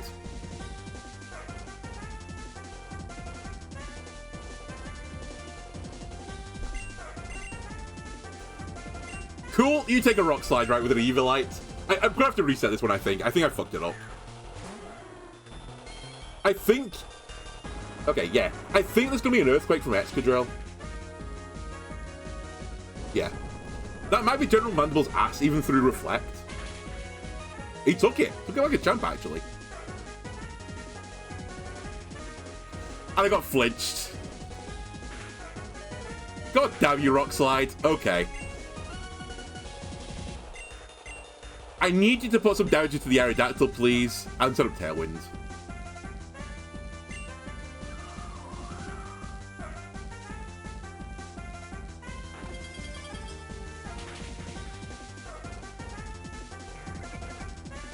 Wow, that was a... Well, maybe it's fine. Okay, they Rock Slide. No, not fine at all. They gave me another turn. Well, wait, the Sand's gonna kill General Mandible, though.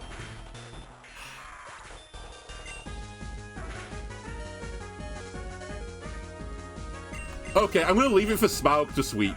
That's the new grand plan.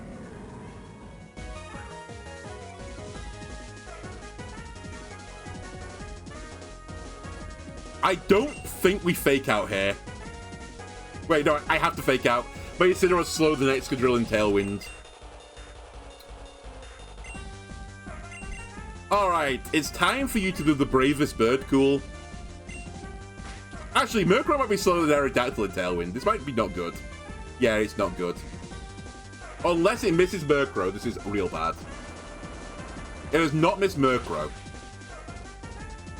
Okay, I'll take the death and we'll reset it. I think it's not possible to win from here. Actually, I'll play it out. I don't think it is possible to win from here. But I'll give myself the chance to.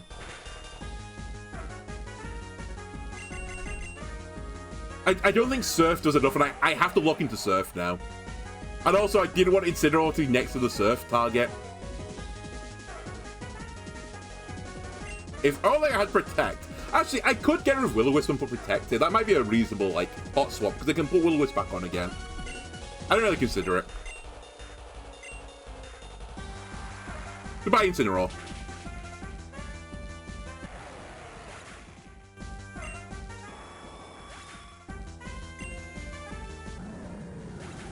Alright, is it just 3 more to go, Smaug? You can do it.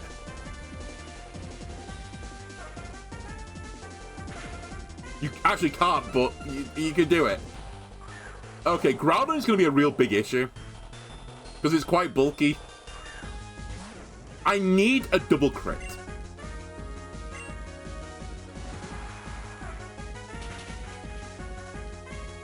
Was that a crit on Gliscor? It was. I was close, but the double crit didn't even get me there. Okay, in Tailwind, I suspect they're all faster than me now, so I think that is game. Oh yeah, I died to sand. Okay, that's fine. I think this is going to be the most awkward one anyway. Though I did get the perfect lead. What I guess I did wrong was... I should have protected turn 2. We'll make the same opening though. So we'll Blizzard into Trick Room. And hopefully bait Wide Guard.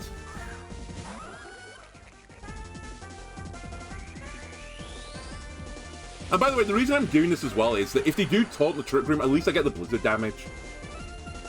They went for taunt this time.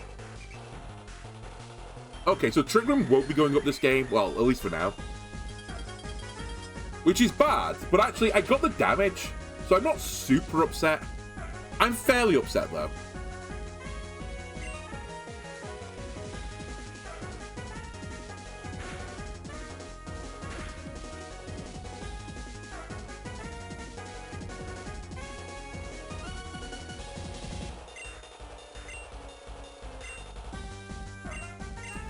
I might need you to still be alive, although I say this.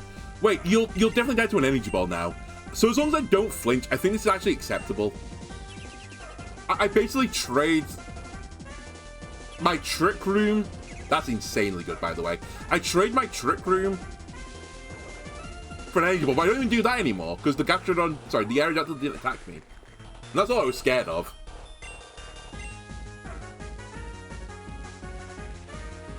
That was way better.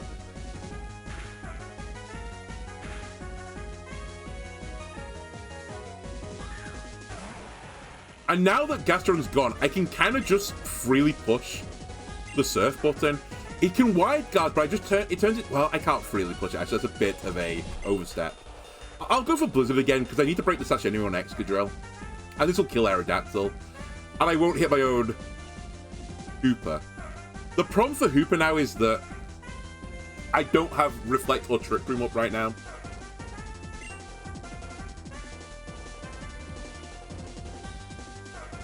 What's the Excadrill going to do to me? She's going to use Earthquake. My Iron Head. It's... You know, I'm going to go into Murkrow. If they Wide Guard, then it's almost certainly Earthquake. If it's not Earthquake, it's Iron Head, and I think I take either. Oh, actually, they have Rock Slide as well. It is Wide Guard, so that's not bad. Again, I'm turning this 2v2 into a 1v1. They do Earthquake, which will hit the Samurott. And it will now die to Sand. But it's, again, it's kind of done its job.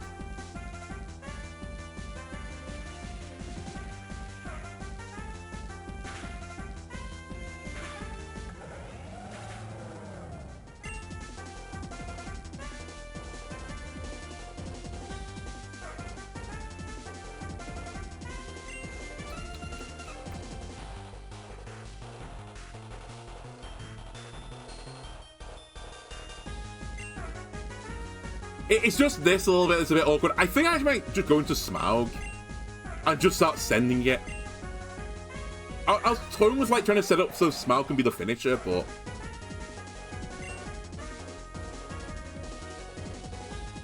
Let's just take the value now. Let's get Tailwind up. How many Wide Guards do you have? Okay, that's actually completely my fault. That was so stupid.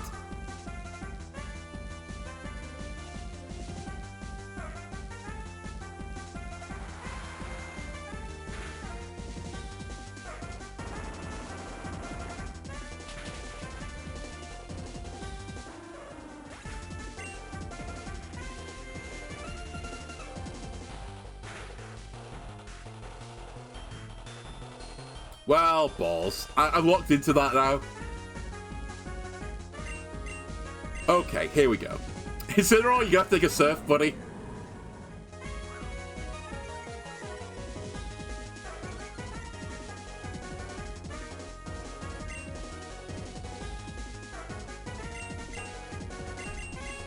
I have to fake you out to stop the wide guard. Wait, wide guard's faster than fake out?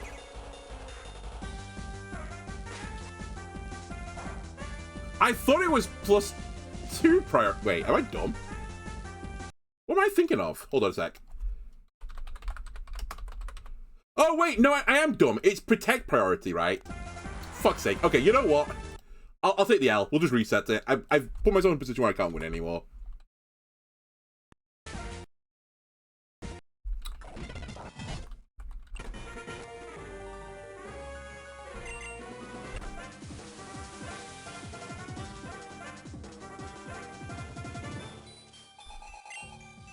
Alright, in the future, just try and taunt this Aerodactyl.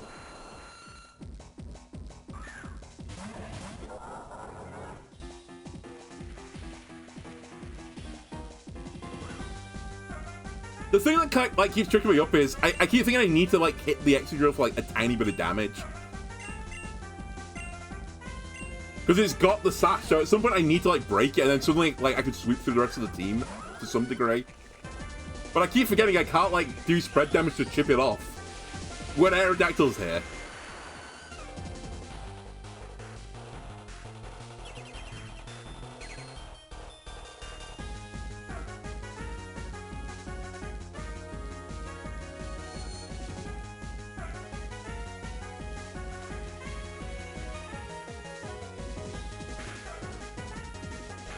Alright, the other line I can take, I figured it out. We go to Murkrow now, because he's going to take an Earth Power in this slot anyway. And the AI is surely going to try and Wide Guard again. And then we Energy Ball. If we get the kill, fantastic. If we don't get the kill, it's not going to do any damage to me.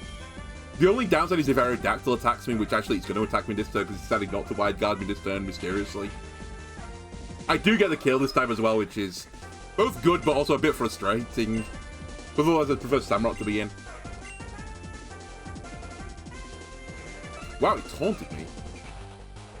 It taunted the Samurott slot, which is a bit bizarre.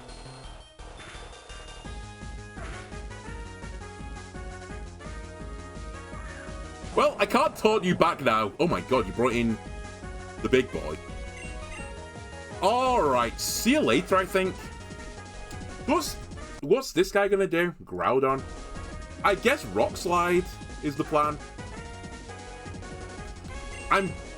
I'm gonna go into Incineroar, I guess, to soften them up a bit.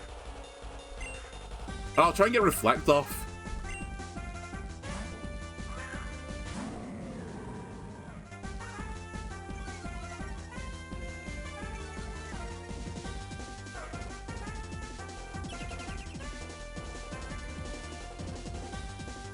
That's actually so big I protect my Charty Berry there. Alright, this Aerodactyl. You've taunted for the last time, buddy. The joke's on you, I don't need to use moves anymore. I can just attack you. Let me eat my Citrus Berry.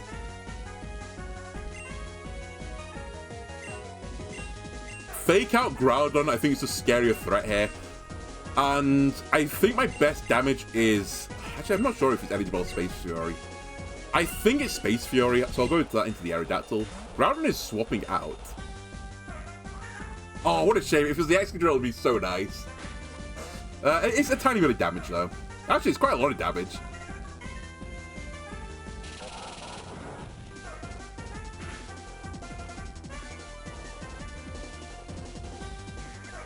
By the way, that Fuck you.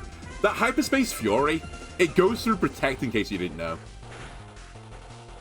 It's really strong.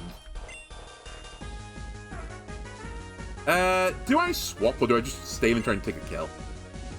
Also, I was not paying attention. Is Trick Room still up? Hopefully it is.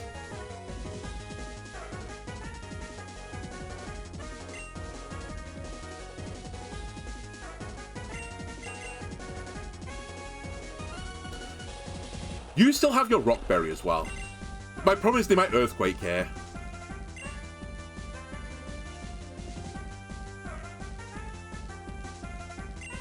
So actually, the better line is to kill Landorus.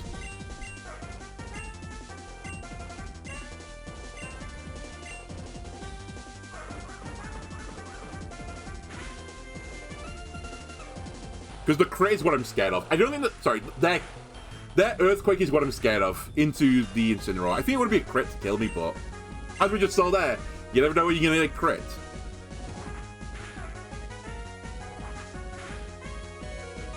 Got Devil Holds. Never mind, they don't hold. Actually, this might be fine. It's the end of Trick Room.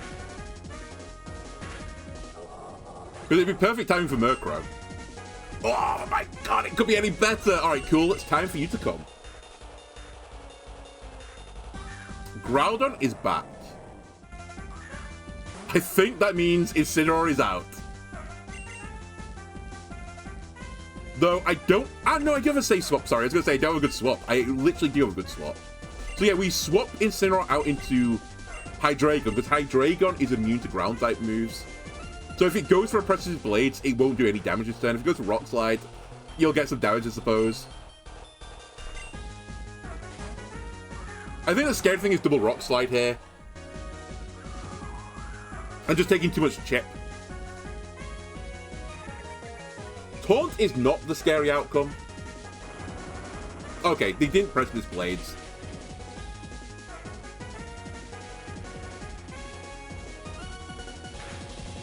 Cool, buddy. I think your ass is... Well, it's not grass. It's going to be very wet, actually. No, wait. Wide Guard is still in play.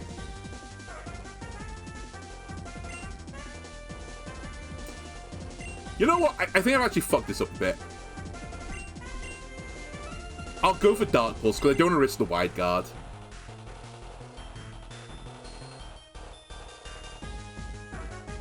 And I think I'm going to let Cool perish.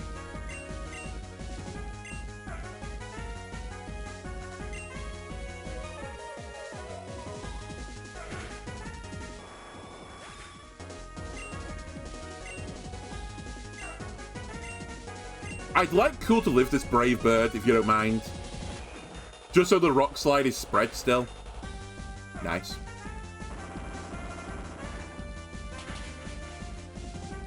And then we take Sand Chip. The problem now is Smile can't swap its move. And Reflector's gone. Okay. Mr. Mandible. Actually, it's Pennywise.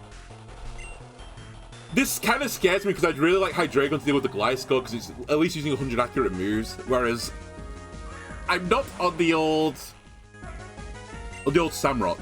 This is also pretty bad because I think... Let me just quickly check. I think the Excadrill is faster than me in the sand. It literally isn't. Okay, so in case you're wondering why the Samurott has got the speed that I gave it before, it's this situation. In Tailwind, Samurott is 2 speed faster than Excadrill. So, I need to Dark Pulse the Excadrill because I need to break the Sash. And you cannot miss this Blizzard on the Excadrill, otherwise we lose. In fact, I think if you miss either, we're in doo-doo.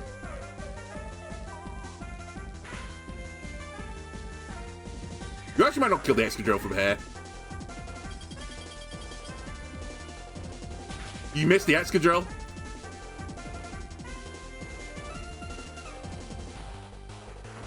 Oh my god, I think this might be the worst outcome of all time.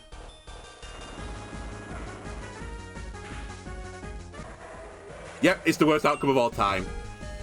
That's probably game, because I've not got my spread attackers to finish the game. It's not... I don't think it's guaranteed yet, but it's close to guaranteed.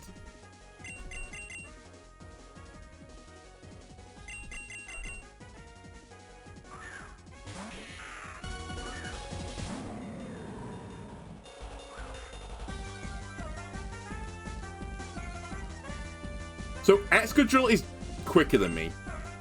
It's so scuffed. I have to fake out the Excadrill, but I think it's just going to lock into an Earthquake after this and then I'll lose.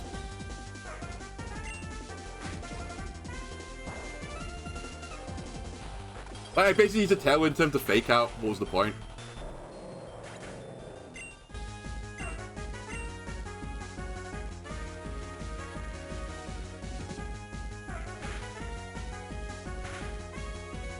Yeah. One more turn of Tailwind, maybe I could have done this. But I can't kill Excadrill anymore.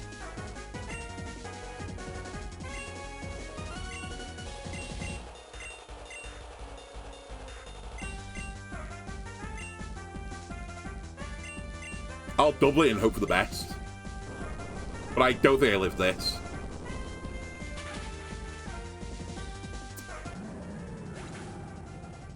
I'm faster than Gliscor, but surely it's locked into Earthquake.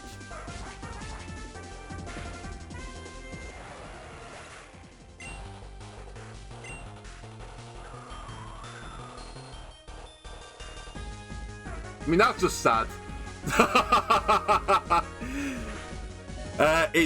It wasn't faster than me before, but it's faster than me now. It's just going to use Earthquake. It might dual Wing Beat, which has a chance to miss. I'll play it out. No, that's the guaranteed win. Earth Guy, you are the death of me. Honestly, we're getting closer. If we'd hit the Blizzard, the double Blizzard, we would have won. I think. Actually, maybe we still would have won.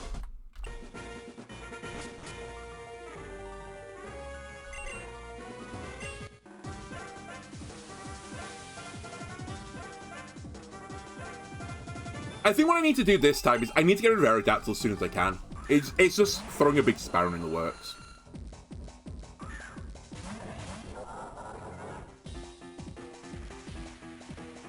And perhaps I should just leave.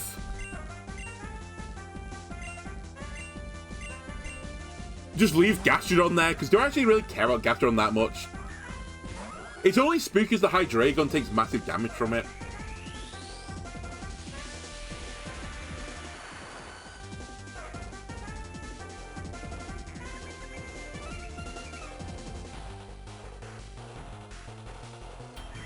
You know what? If I was going to miss one, I guess I'm glad it was the Gastrodon.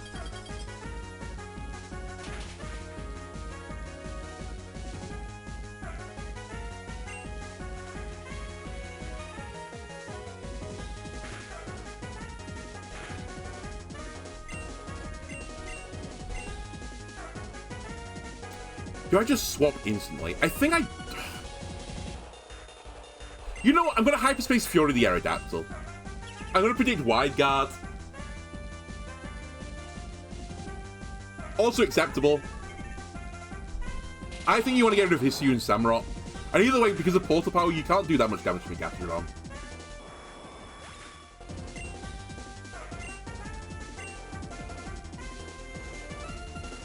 Yeah. I am slowly dying to chip damage from the sands. But now I can't be Wide Guarded. But we're not quite free yet. Nor do I have speed control. The question is though, would Excadrill launch a Earthquake into its own Gastrodon? I think it might do actually. Because that thing's pretty bulky. So, as a result, the optimal play I think is to swap you into Cool. And I'll swap you into Hydreigon. Maybe I'll just try and not use the spread move on Hydreigon and just get value from Dark Pulse. It's a bit of a bold call because I'm probably going to hit by Rock Slide now. I did. And the other scary part of this now is that the Gastrodon's got Ice Beam. So, have I made my life actually easier? I'm not sure. To be honest with you, maybe this wasn't a good idea. Maybe I should have just gone into Incineroar.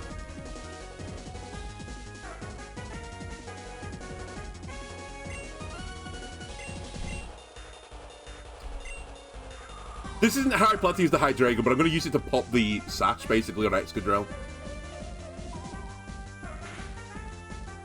By the way, this can flinch as well if I get lucky. Alright, Smileguy's definitely gone, because this will be Ice Beam. But I get a free double swap.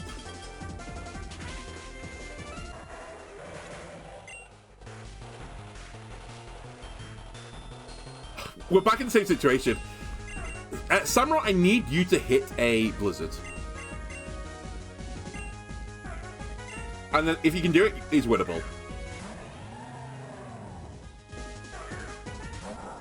Assuming it kills Excadrill, which I'm kind of assuming it does kill Excadrill.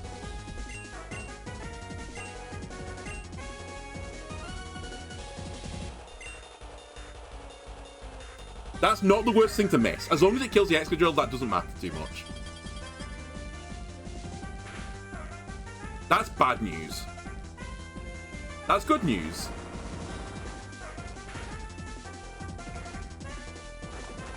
If this energy ball kills the Gastrodon in one, which is a roll, never mind, I got flinched.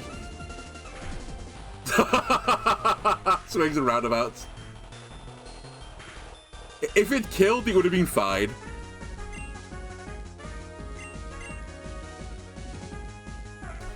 It's the same play again. You protect. That's moderately annoying. But now that Excadrill and Aerodactyl are gone, everything that is fast is dead. Except for Landorus.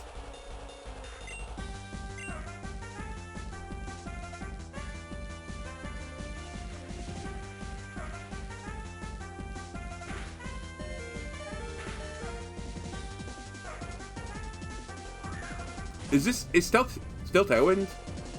Okay, you have to hit Landorus. It might protect, to be fair. You know, I'm going to play around the protect. Kind of. I'm going to Blizzard.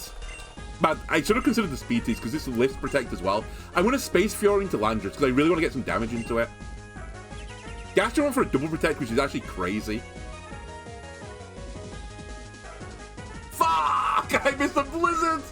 We still get the damage off, but Landorus is going to... Well, I guess it doesn't matter. We'll both probably die in this turn anyway.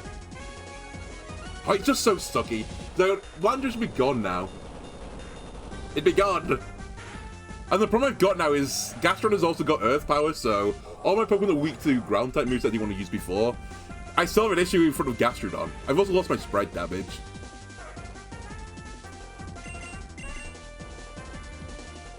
Yeah, I actually might not be able to kill Gastrodon anymore.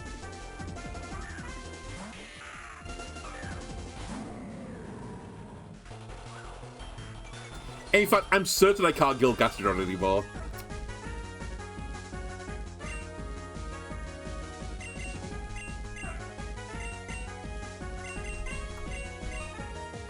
The AI would have to do something really stupid right now for me to win this, I think.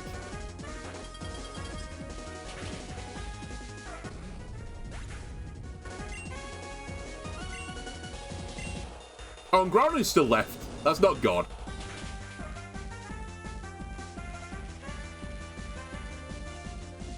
Actually, that was slightly stupid from the AI.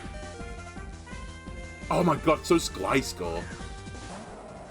Okay, I need a crit on the Ice Fang to have, like, any remote chance, but I think even then it's still GG. You have nothing. You have absolutely nothing. Crit, or a flinch. But a crit would probably be... Okay, the crit even matter. Okay, we'll put a death in the counter, because I'm pretty certain I'm dying this very second. I think I need to get a bit more cute as the Incineroar. Like, I need to be using the attack drop better.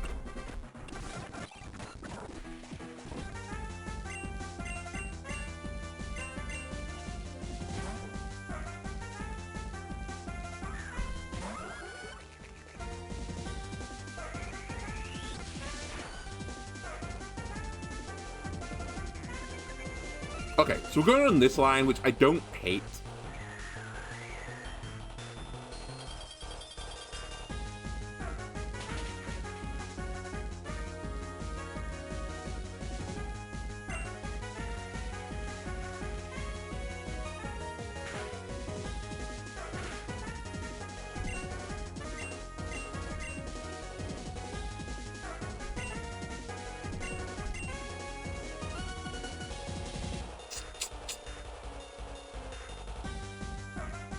I'm so tempted to do this, but it's actually kind of scary to do it.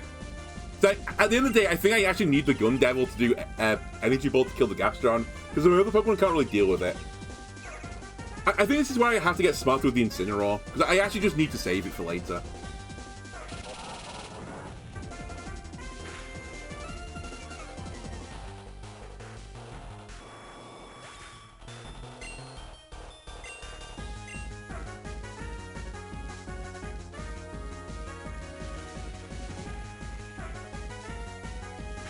Man, this side is so vicious.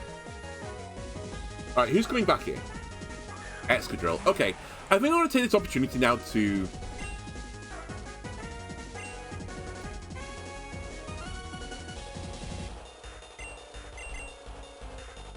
I'm going to double swap. I'm going to do the cool into Incineroar.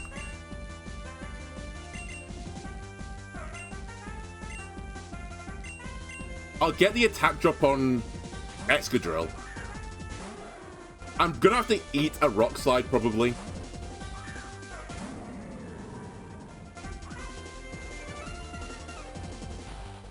But the Earth Power should be coming into the bird.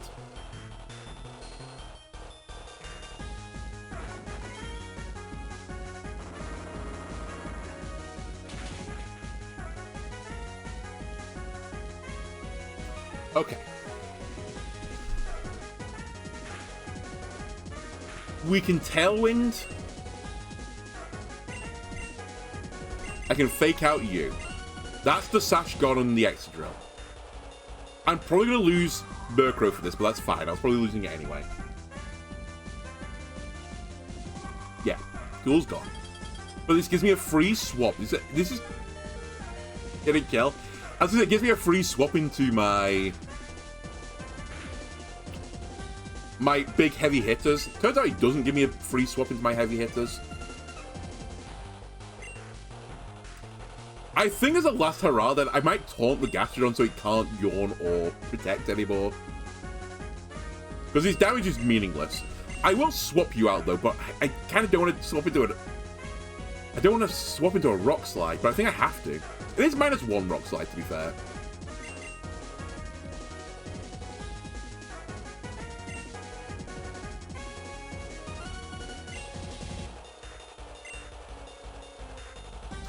Yeah, I think I want to keep the Incineroar around. I'll try and get into Hydreigon. No, I should have gone into Hooper, I think.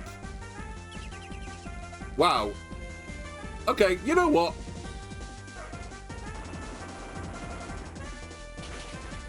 You outplayed me. Fair enough. Though I say this, maybe you've not outplayed me, because now I can go into Hooper that was scared of physical damage. It's used its Protect, so it can't Protect for the Energy Ball anymore. I don't think it's a damage roll from here. I think it's a guaranteed kill. My only concern... I'm actually going to Earth Power this. If you swap, so be it. My concern is Excadrill attacks Gundevil and kills it. Okay, so we'll get the kill on the Excadrill. It does mean I'm going to have to swap the... Oh my god, I didn't get the kill. Okay, that's not going to kill me. My concern was it was going to interrupt this attack and then Gastrodon would have just Ice Beamed me and I would have lost Smaug. My problem now is Smaug is locked into a move that doesn't hit 2 of the final Pokemon. But if it can take the Excadrill, I'll take it. That's acceptable to me.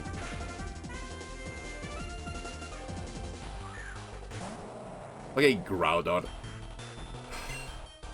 You try and get Reflect up, please.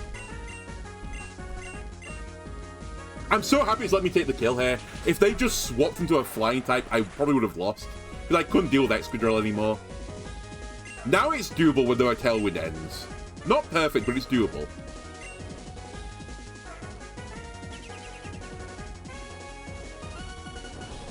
Wow, went for Precipice Blades even though Hydreigon is immune to it.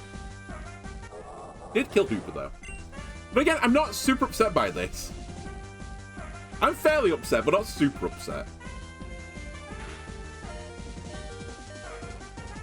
Tailwind has gone. Okay, where's my little chart thing? How fast is Groudon? It's slightly quicker than my Samurott. But surely I have to... Oh wait, do I have to be attacking right now? I mean, I guess I sort of do have to be attacking. Like, if I don't start doing my Blizzarding now, when am I going to do my Blizzarding? Wait, we don't even need to Blizzard, we can Surf. Yeah, we... Wait, do I Surf? Yeah, we Surf. Okay, I know what we do. Because Hydreigon is still faster than Pennywise. I assume Pennywise will take a hit.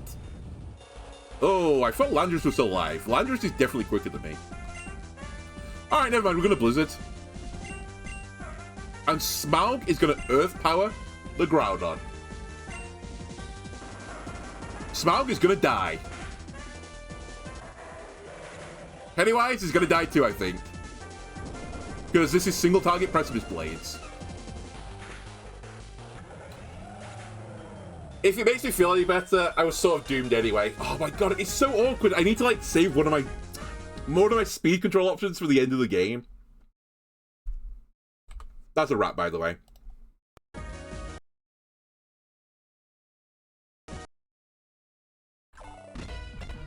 I guess the better line was to go into Drapion. And try and get a flinch.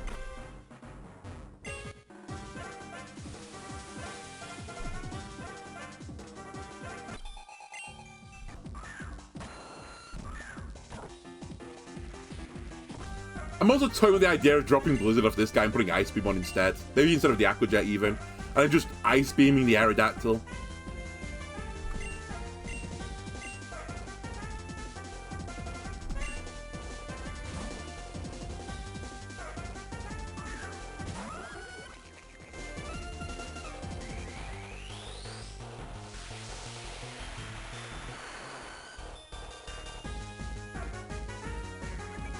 Alright, so you're gonna deny my Trick Room. But you can't deny my damage. I missed Aerodactyl.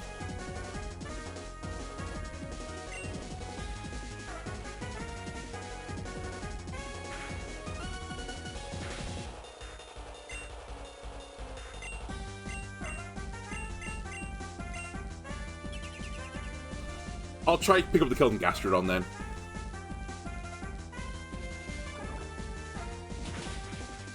Because now Hydreigon can just push Surf button.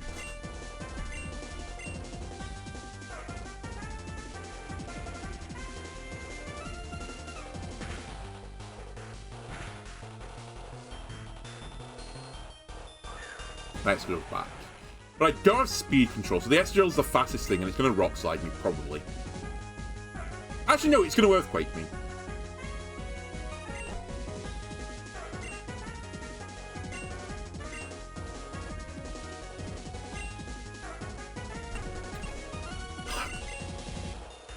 This is why I need the AI to like not realize what I'm doing and just Wide Guard this turn. Wide Guard Earthquake goes crazy.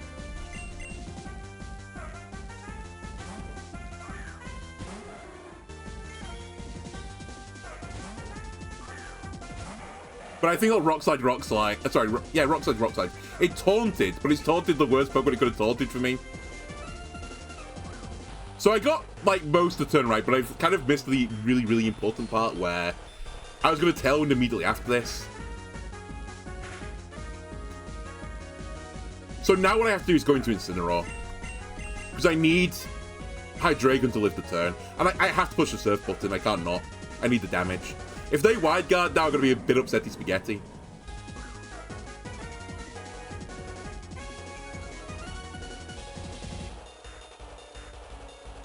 Okay. The AI is somewhat honourable.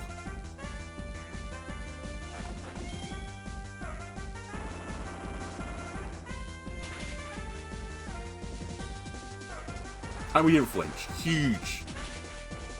Sorry, Incineroar. It's a lot, but... So now... Oh, you're dead. The weird thing I've got now is that... Will it Wide Guard now, though?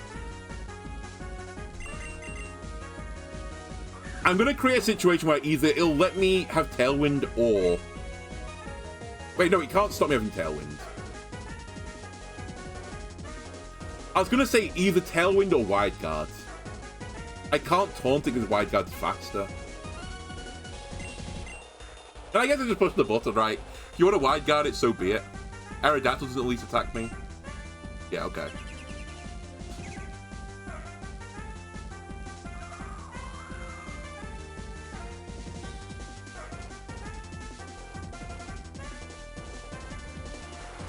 I do hit my own Murkrow, which doesn't feel great.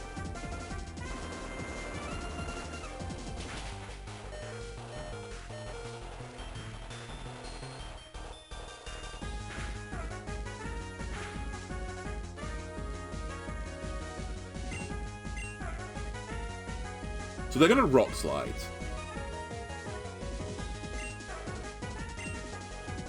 I'm still in Tailwind as well. I'm gonna try and protect you for the purposes of Tailwind. And I think I'm gonna try and protect you for the purposes of not hitting the Drapion. It's not a great swap. I don't like swapping into Hooper right now. I'm hoping the Aerodactyl wide guards again, by the way. Nice.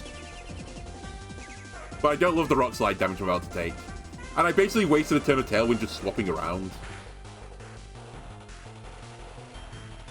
Okay, the Aerodactyl has to go. Just pointing out as well, if I hit the Blizzard on turn 1 on the Aerodactyl, it would be gone by now.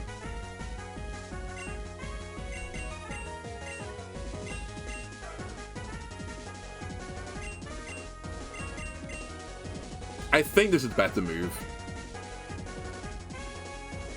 Though, Excadrill is faster. This actually might be horrible now that I think about it. I might have actually fucked up. Never mind. General Mandible's a god. I think Earthquake is coming in, though. And I doubt General Mandible lives this. Maybe Gundevil lives it, though. You're intimidated, right? I intimidated you?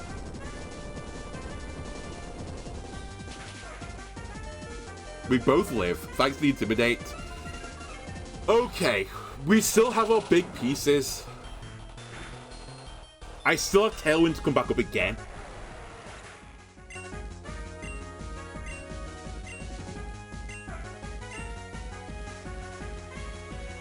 Mandible, I think, is God.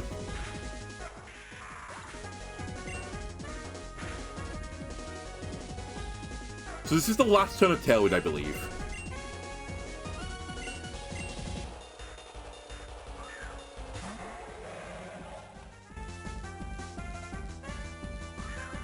Landorus is here.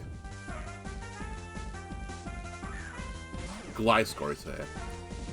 They might set up Tailwind here themselves, which is pretty frightening for me. I am going to, I think, Dark Pulse the Landorus. Get it nice and low. I do kind of want to Surf, though, but it'll just kill Gundevil. Actually, that doesn't matter. Gundevil doesn't really care.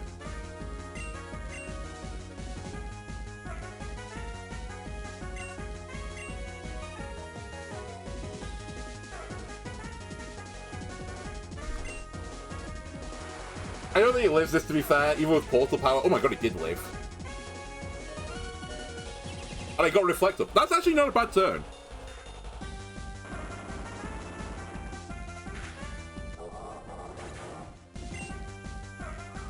They do get up Tailwind, which is actually pretty frightening for me. It's why I ended up Surfing. I really wanted to make sure that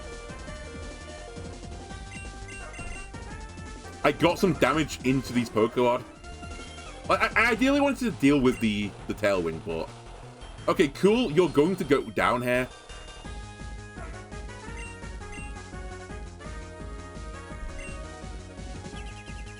Fuck. I think Landorus is actually quicker than my Smaug as well. This might be a horrible turn for me.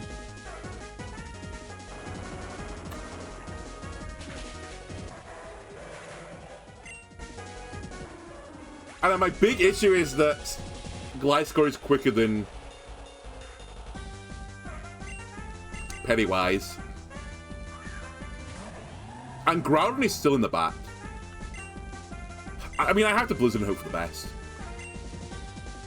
They swapped out Gliscor, which is a really bold choice. Actually, now I say this, it might be the optimal choice, because I think they can protect Stormy from here. You could also just kill me. I'm pretty sure I'm dead to Sand, right? If I live through the Sand turn, it's possibly gonna live through this. Oh, Life Orb as well. I forgot I was never living. Oh my god, I feel like we're so close.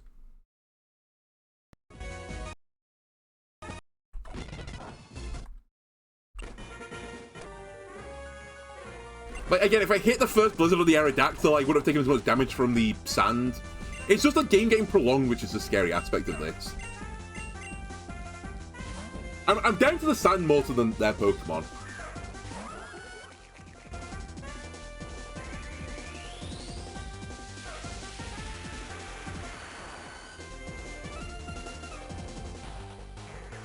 Okay, so they seem really dead set on doing this play now.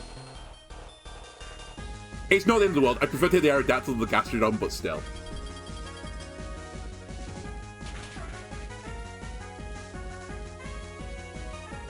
I won't say no to a Frostbite either game. Just throwing it out there.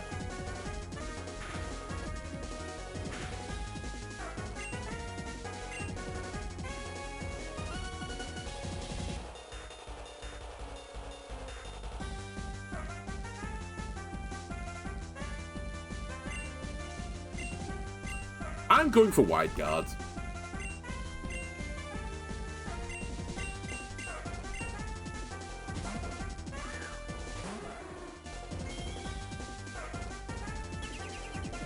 Beautiful. Please kill. Okay, here we go. I didn't hit the Blizzard, but we got the damage roll instead.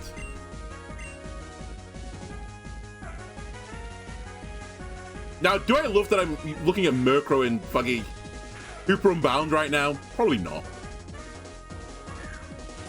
That's a really weird swap as well. Just gonna level with you. Will Tailwind hit? Hooper is probably still slower than Aerodactyl in Tailwind, sadly. I'm hoping it goes for a taunt.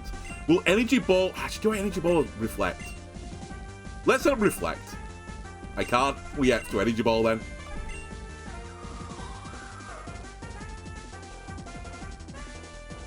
That's actually the dream. This Aerodactyl not attacking me is so good. I do need to deal with it fairly soon.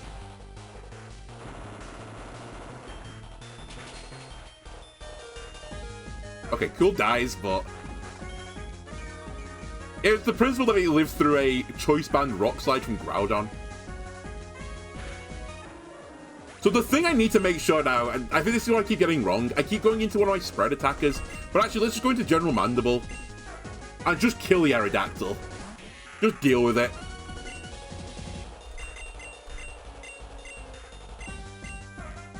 And there's no safe swap for them now, because they had two flying ground types which would have taken 4 times damage there, or the Excadrill, which would have been a safe swap but we would have lost the band for it.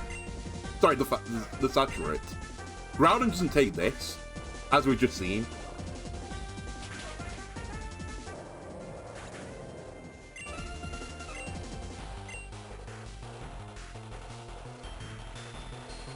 And I keep getting chipped, but...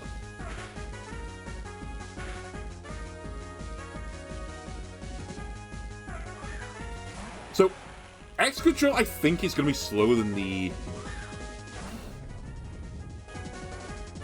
Drapion. I think I'm just going to take the Ice Fang into the Landorus. It's so much damage.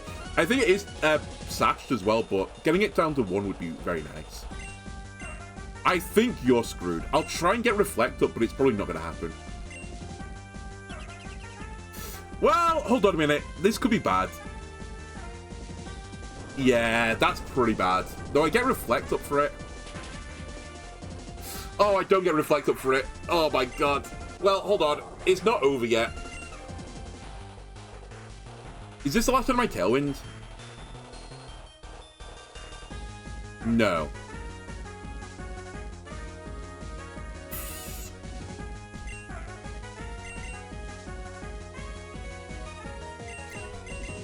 I was in such a good position. I should have just swapped.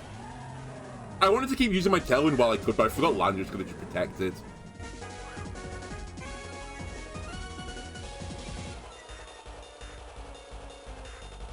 I actually think I've just lost again. Like, it's like guaranteed.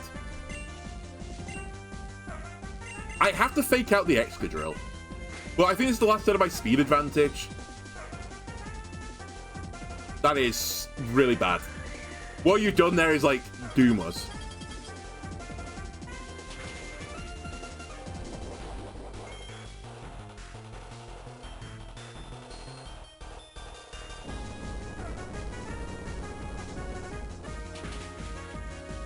If you take the Blizzard, the Excadrill will be dead now.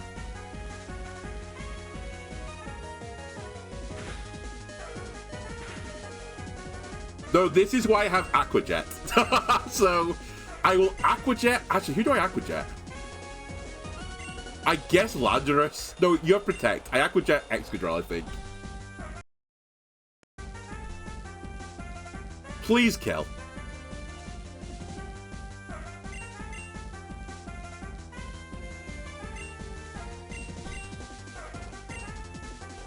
Okay, he went for protect, which is what I thought was going to happen.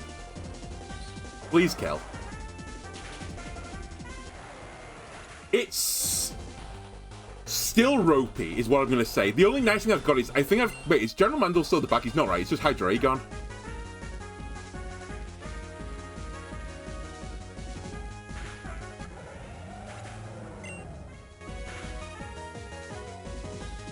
I'm so close.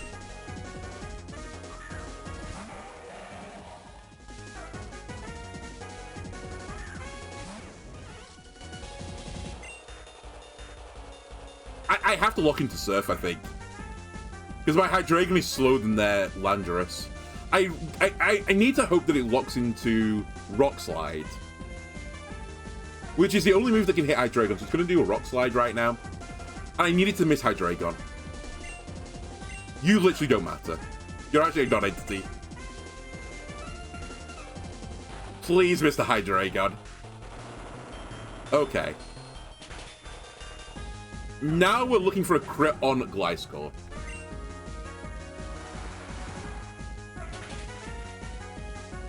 Now I'm hoping Gliscor can't kill me.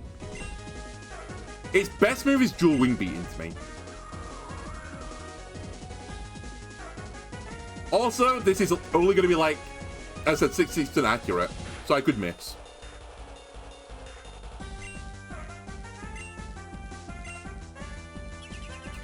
The stalling out sand turns.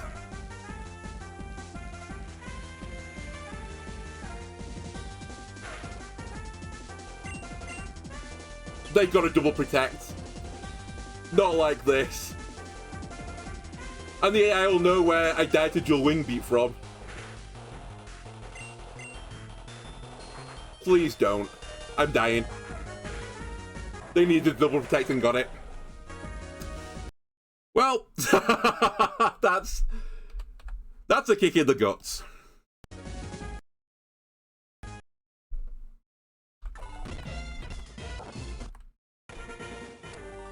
Okay, when I said this was going to be the hard one, I didn't expect it to be this hard.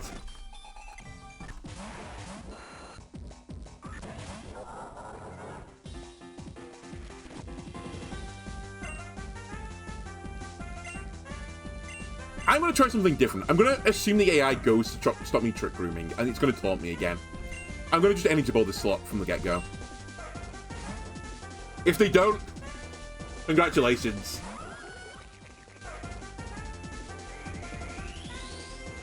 If you just lock straight into Rock Slide and get a flinch, so be it. No, it did go for the taunt.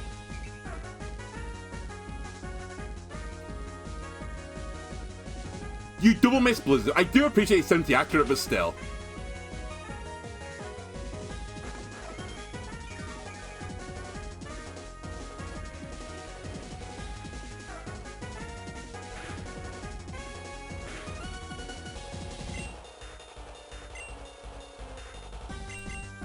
Well, okay, I think with this now I actually have to swap into Cool, but I think I'm dead. I think I need that damage to get from the beginning on the Aerodactyl. I need to play that Gambit where it stops me trick grooming, but it takes damage in the process, otherwise it's so hard for me to kill it.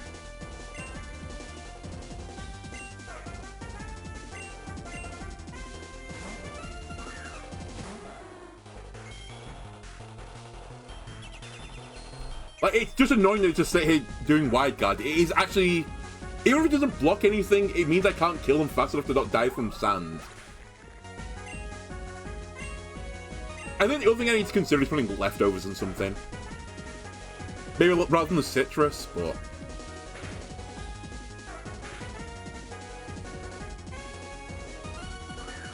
Groudon is here. Well... I'd like to Tailwind.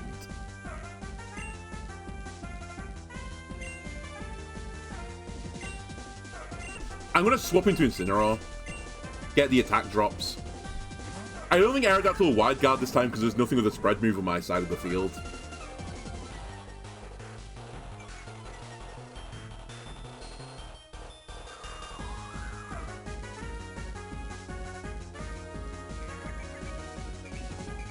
Fine. I'm okay with this. That's not too bad. We at least get a dodge on the rock slide. It somewhat makes up for the blizzard miss earlier.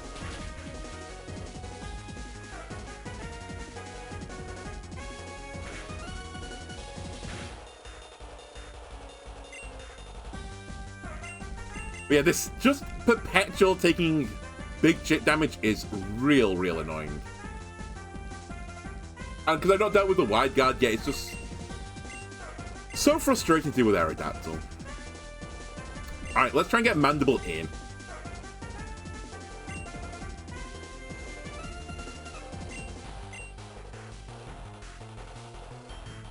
Do I double swap this turn? Is that ever right? Because if I fake out, who cares?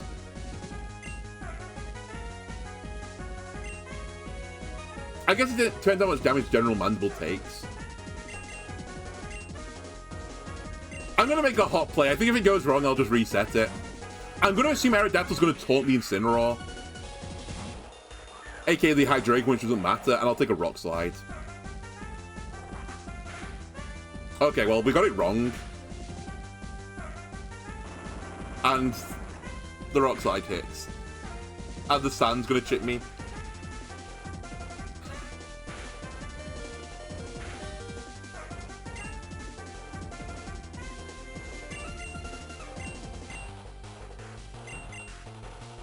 Alright, I need a flinch. I think even then I'm doomed, but I need a flinch.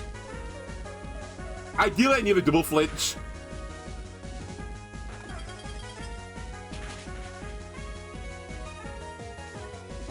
I didn't get it. Well, I didn't get one of them at least. I didn't get either. I think... Yeah, I'll reset on that. I think that's guaranteed lethal. But again, you can see if I hit the Blizzard turn 1, Aerodactyl's dead now. And Wide Guard's off the table. Water Absorbing is... Whoops. Water Absorbing is off the table. So I think we'll do that play again where I call the gambit that you're not going to Wide Guard me.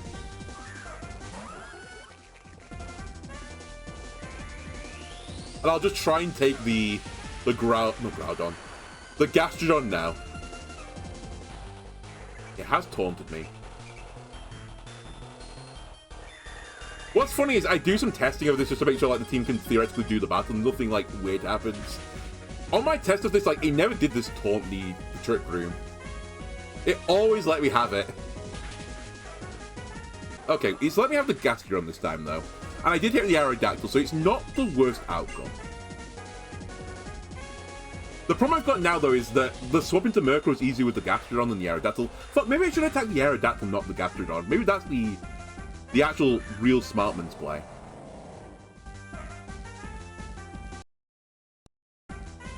Groudon is faster than Hisuian Samurott, which is vaguely annoying.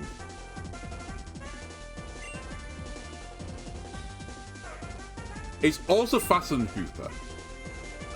They are almost certain to lock into Precipice Blade, so I've got the opportunity right now, if I want to double swap into Cool and Smaug. And I think that's what I'm going to have to take. Because it's too much damage to stay in.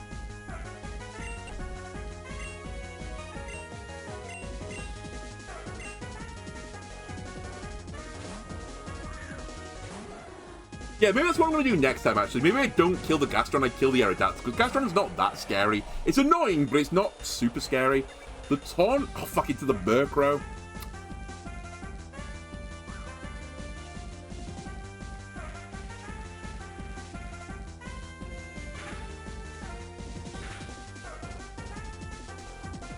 Okay, well, now I have to go into Incineroar. It's just this endless I'm taking damage and just not being allowed to do what I want to do. It's fairly annoying. I'm going to pick up the kill in the Aerodactyl just to get rid of Wide Guard.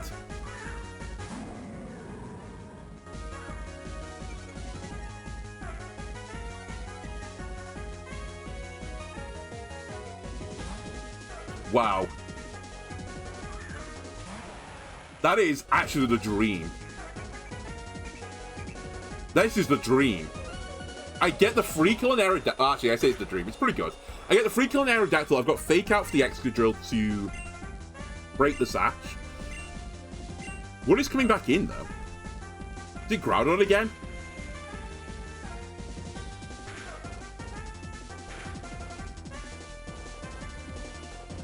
It is Groudon. I think they won't Precipice Blades right now, and even if they do, they don't hit the Hydreigon, so that's fine. So I'm going to try and get rid of Excadrill. By the way, this I don't think we'll kill, but maybe we get a crit. But if we don't get the kill, it's not the end of the world. It's pretty bad though. It's just more and more turns than just wasting a... wait, I'm not even Tailwind, right?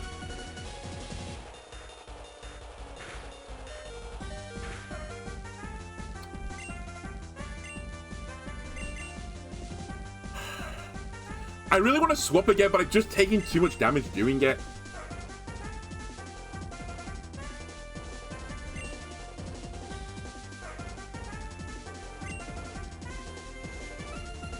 I'm going to let them both go down. I think my game plan now is to get into Murkrow, Samurott, and just push Blizzard.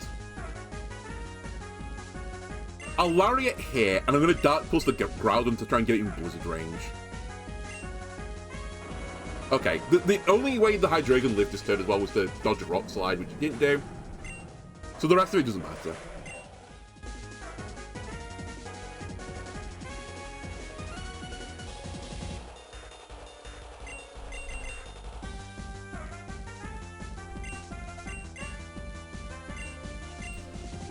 Mr. Pennywise, I need you to hit all the blizzards for the rest of the game.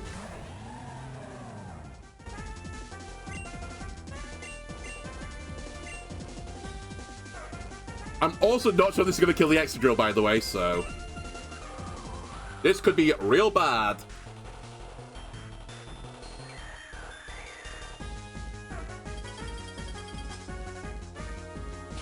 You hit them both, at least. You didn't kill the Excadrill. So that's probably both your asses.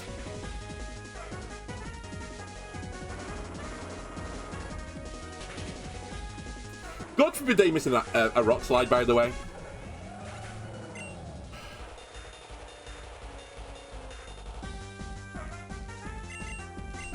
So General Mandible has to kill Excadrill, otherwise it's going to take another kill with it.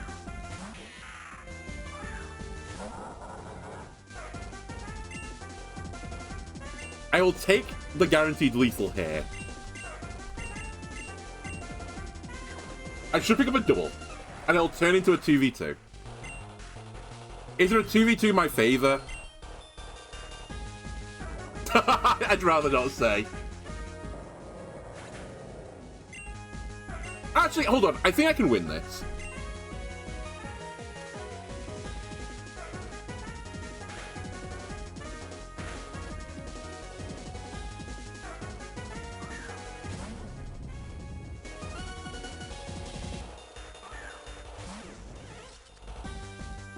This is going to be really scary, though. I'm going to call that the Landorus is going to protect this turn. The Gliscor wants the Tailwind.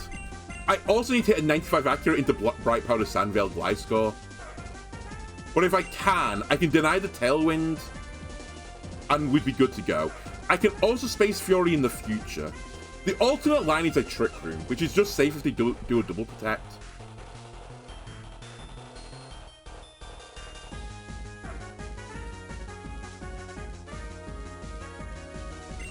I think I want to double the Gliscor.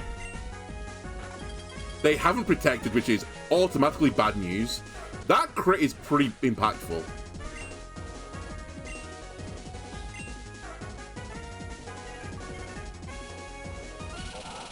It was only a 50% chance to get the crit as well. And even less to hit the entire thing. My problem is now, is this Earthquake? It is Earthquake. It might double kill. It crit. I think without the crit, it wouldn't have killed the Mandibuzz. Why do I keep calling you Mandibuzz? It wouldn't have killed Drapion. I think I had one turn of Tailwind left. But they would have protected and killed me. So I think I was, like, guaranteed to lose.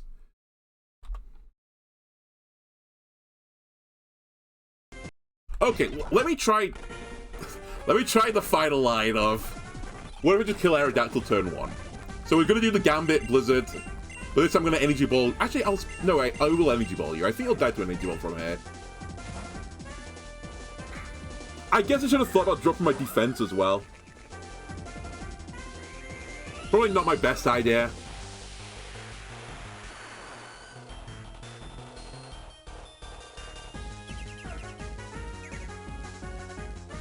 Alright, they let me have Trick Room this time if I wanted it.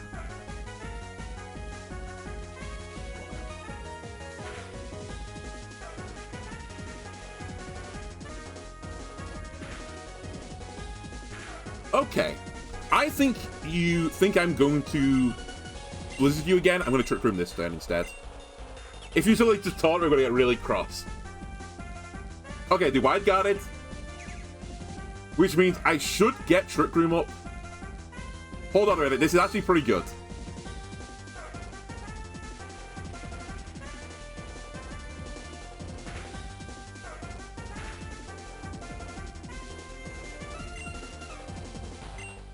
Pennywise is going to go into Hydreigon, and you are just going to Energy Ball. The Groudon is quicker. Actually, no, you'll Reflect. Yeah. Wait, no. Hang on a minute. It's actually quite risky. Because this... Oh, fuck. This only works if I kill with Energy Ball next turn.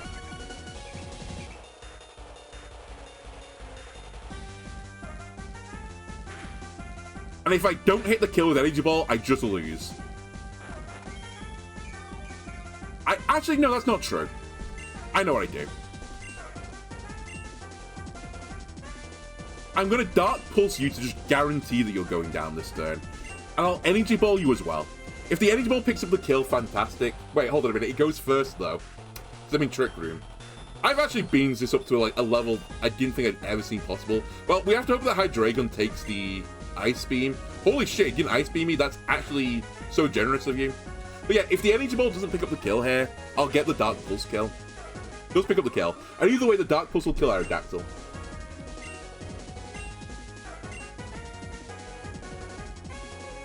So I haven't locked into Surf, which is what I really wanted to do, but... I didn't kill the Aerodactyl there.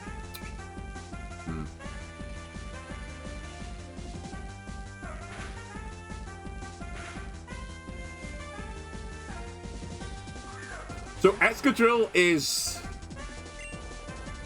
slower than my... Well, they're both slower than my Pokemon.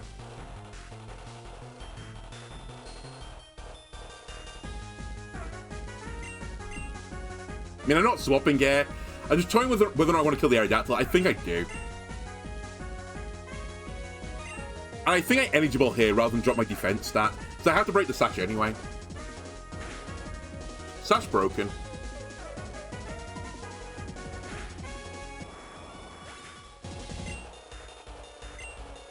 The real greedy play was to Energy Ball the Aerodactyl and Dark Pulse the Excadrill and go for a flinch.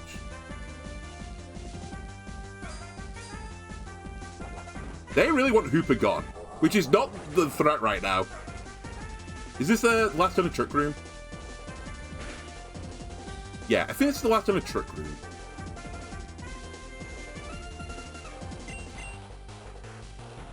I really want to go into Incineroar. Let's go into Incineroar. I guess we can. I don't necessarily get the Intimidate off where I want to. It's okay. It's a mixed attacker at least.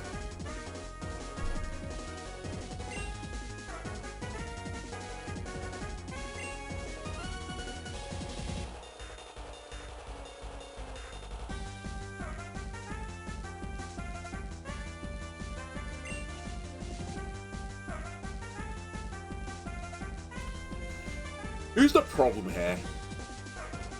Kind of both. We're probably going to be in a scenario where I have to get into Tailwind, into Samurott to chip both down. So actually, the Excadrill is probably in a more scary position right now for me.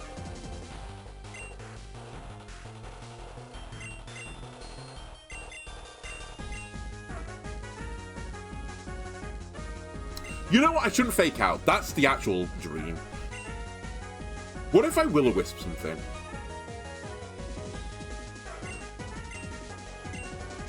You wouldn't miss a will-o-wisp, would you, Incineroar? Okay, that's scary. Okay, you listen to the will-o-wisp, so the Excadrill is no longer as scary as it once was. Wow, did not expect high horsepower from that turn. Is that the last turn of Trick Room?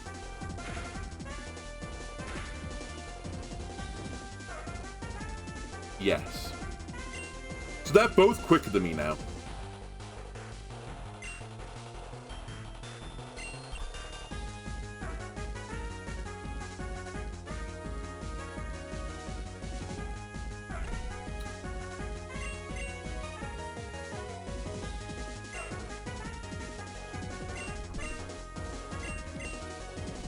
I'm gonna double it. I'm gonna assume Excadrill can't kill anything from here. Please don't flinch me. They're going for flinches. Rock Slide and Iron Head flinches. Okay, we got one attack off. The crit makes up for the miss. I'll be accepting that.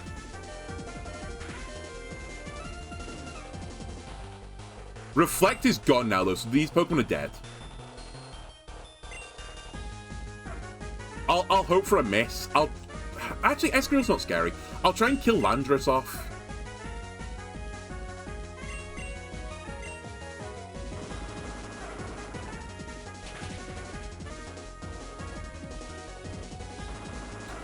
God forbid you miss a Rock Slide. It's fine. We had to accept both of these guys were going to die, because now we can get Murkrow in. And I can set up Tailwind. And this is where Samurai... I get it, buddy. It's all up to you. Please don't miss a Blizzard.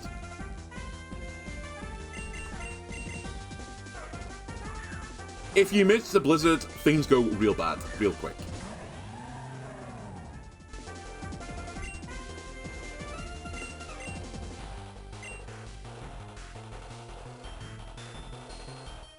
Actually, I should lock into Surf, I think. It's pretty painful. It's going to hit my Murkrow pretty hard.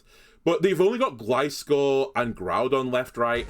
So why risk the miss? A Murkrow can't do much more anymore. And it's Stab. Yeah. Excadrill's gone, which is fine. Oh wait, Groudon and Gliscor are still left. This might be okay. This might be okay. We can trade our Murkrow for a...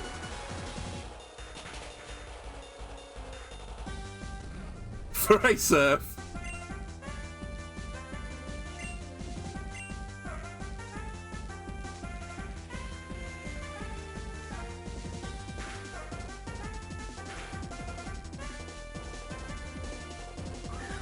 Okay, this Gliscor, I need to taunt it.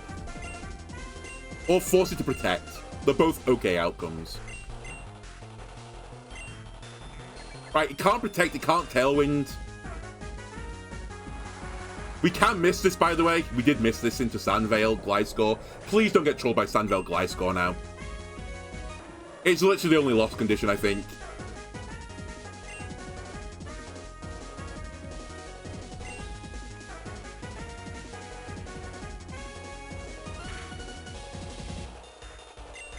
Actually, that's not true. It's not the only lost condition.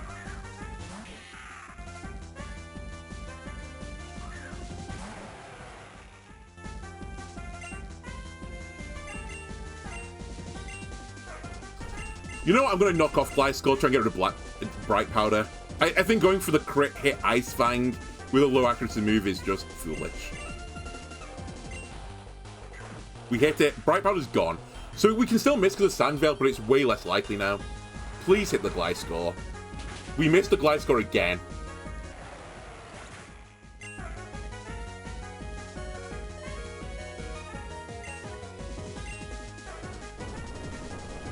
We lose the game. I mean, I don't know. I think that last hit was 75 accurate. Actually, maybe... No, it was 75 accurate, right? I missed like a 66 and a 75% roll. So I lose. And then earlier they had double protect, so I lose. This glide score has actually broken me.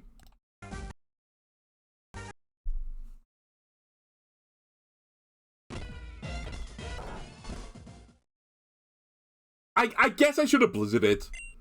But, I don't know. Then it would be way, way, way less accurate.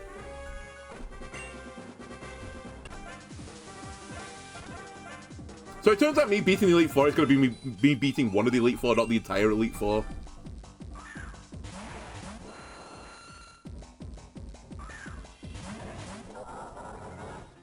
Right. I think the gambit we did before was reasonable. Blizzard into Energy Ball here. If you want to wide guard me, be my guest, I will set up Trick Room next turn, ideally. Otherwise, taunt me, take the damage, and ideally perish.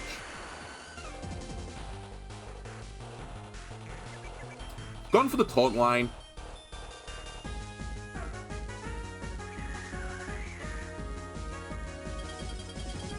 $70 accurate, it's going to happen.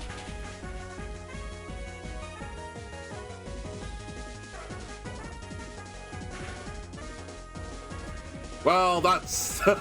Wait, did you live this last time? Was that a damage roll again?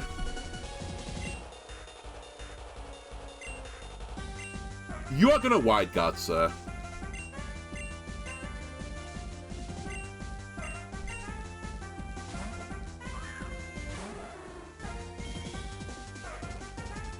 Thank you.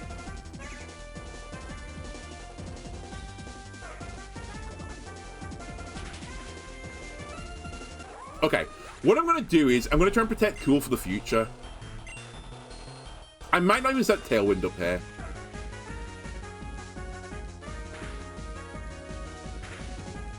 No, I should set up Tailwind. Actually, do I need to set up Tailwind in front of Groudon, though? I mean, my Hooper is slower than Groudon, though, is the problem.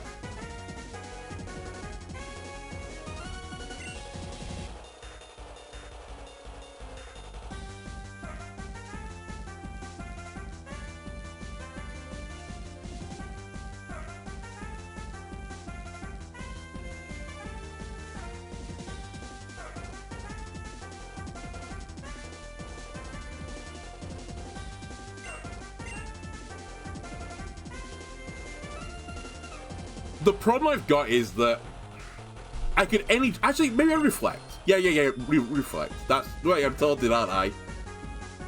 That's the issue. I'd like to reflect now, but I can't. I could Energy Ball. I guess you just Energy Ball the Groudon. But my theory is eventually the Aerodactyl, I can just fake it out to kill it if I absolutely have to. It's taunted me, but that's fine. I got the Tailwind off. I'm just going to take too much damage from the Groudon. Like, I set up the Tailwind, it's all well and good, but the Groudon's still going to attack me. And the game, the AI, they just won't miss a Rock Slide. And Cool is going to perish because of this. Which means I don't get Tailwind later, so I need to make sure that Gun Devil doesn't die now, because I'm going to have to Trick Room, I think.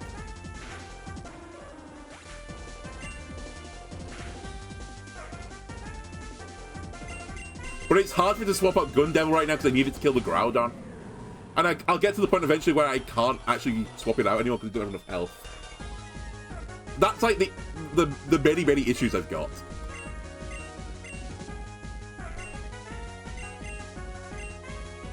So yeah, I think I actually just have to keep attacking. I can't stop. But all I'm doing is set up a game state where Landorus beats me. And the Excadrill is still here, and it's still going to be able to beat me.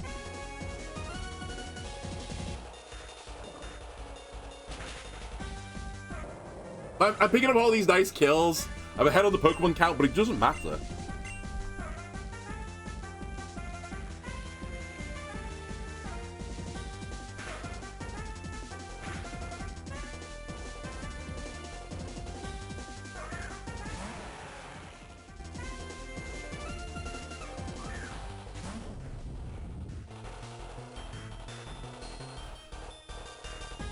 So, Incineroar is faster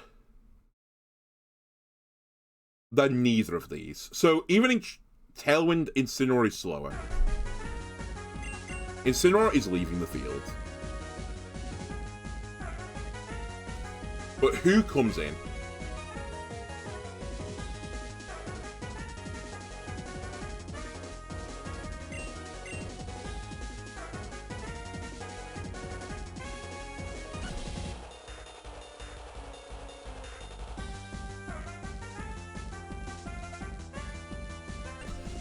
It's just a guaranteed loss condition. I don't know what to do. I mean, I do know what to do. I should have just not let Gun Devil go down this road and Murkrow to die.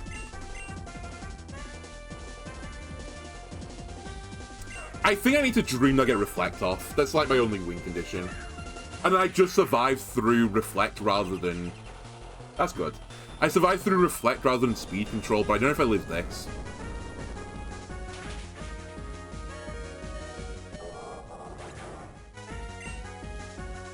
I didn't. Okay, let's just reset. This is a dead run.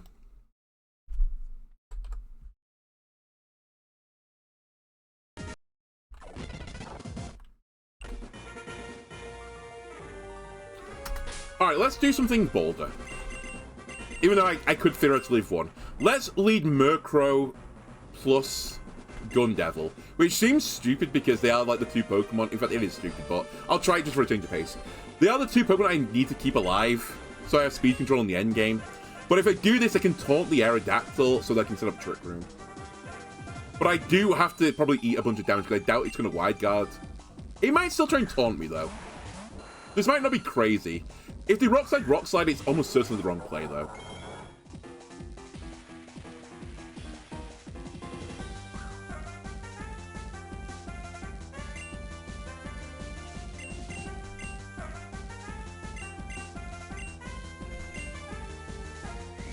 Also, if they flinch me, I just lose.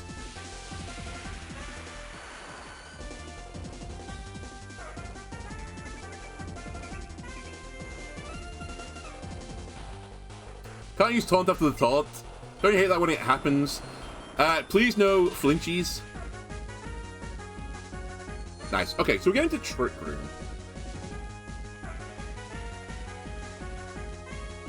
And I lose half my health and cool, but he's still going to be able to do... He's still going to be able to do his things later. He's going to be able to do a Tailwind. I think you get a Reflect off now.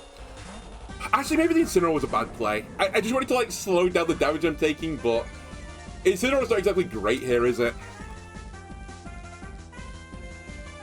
And now we know Aerodactyl's going to be attacking me because I stopped it not attacking me.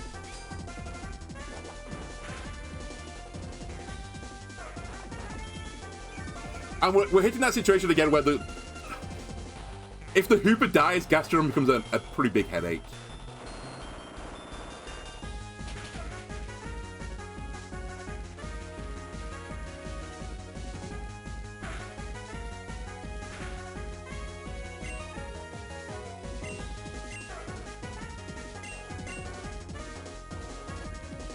Like, I'm really toying with swapping you out, but I think it's actually the wrong play. I think I just let you perish now. I've lost too much of my health. I'll have to try and deal with Gastrodon in some other way.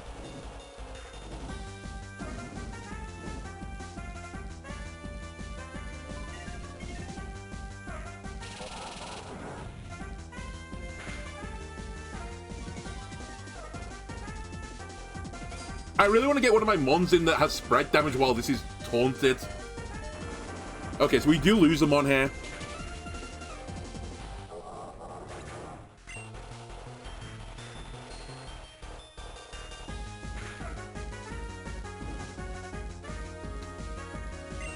Alright, Pennywise, it's time to hit some blizzards. No missing blizzards, you're not allowed.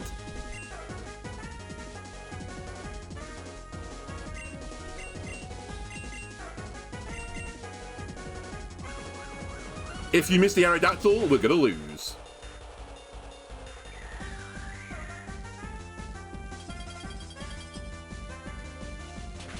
You hit them both. Extra will die to the burn. The damage it can output is, like, greatly reduced. Thanks to the burn and the reflect.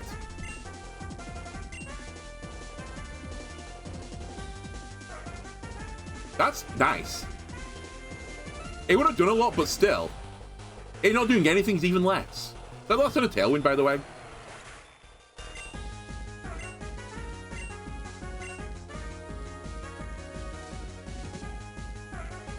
Are we even in Tailwind? I've actually lost track completely mentally. No, wait. What did I do? No, I got Trick Room, sorry. Not Tailwind. Trick Room. Right. I am going to try and burn another Pokemon, I think.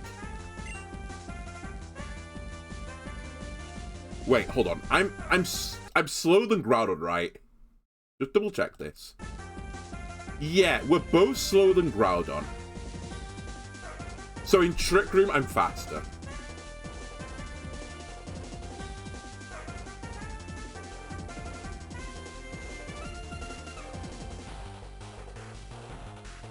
The other line is I just take the damage. Actually, hold on. The line is actually I Dark Clarity you. Because as long as I hit the Blizzard, you're dead then.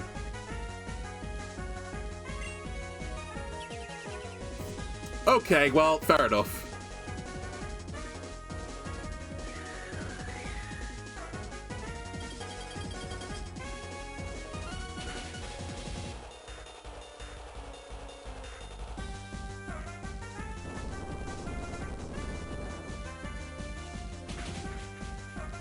God, that's so strong.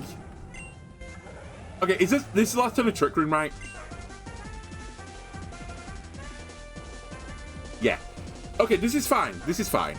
We can now go into Operation Bird mode. Cool, am I trading you for a Tailwind? Yes, I am.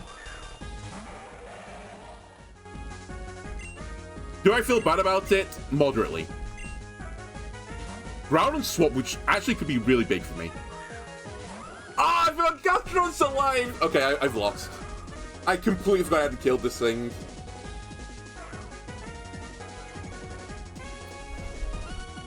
Oh my god, so dumb. Alright, I'm guaranteed dead because I'm locked into a water move in front of fucking Gastrodon. Actually, is it guaranteed dead? Hold on. Because I still hit the other slot.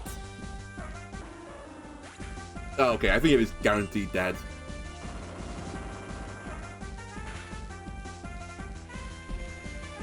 Yeah, because I just can't kill Gastrodon before I kill my own Pokemon. Because, yeah, I surf first. The only chance I've got is cross-poison poison. And I'm stalling that out, but no, it's not even possible. Yeah, it's just not possible. I'll reset. There's no line that leads to victory. I think maybe Frostbite could get me there if I Ice Fanged it, but I'm pretty certain I would just special attack boost it and then it'd kill me anyway.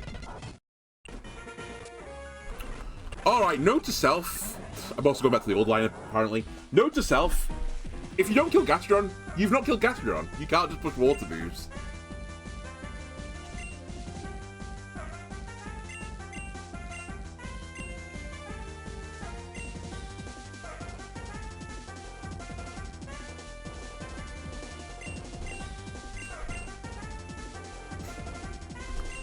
Fuck it, balls to the wall. I'm just gonna absolutely guarantee Aerodactyl goes down.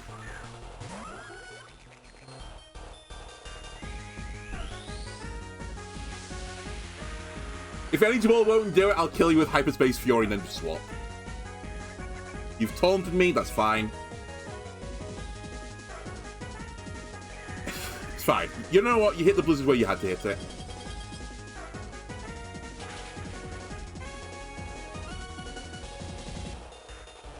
Okay, Aerodactyl's gone. I have to take Hooper out of the fight now because I need it later. Otherwise, I can't kill Gastrodon.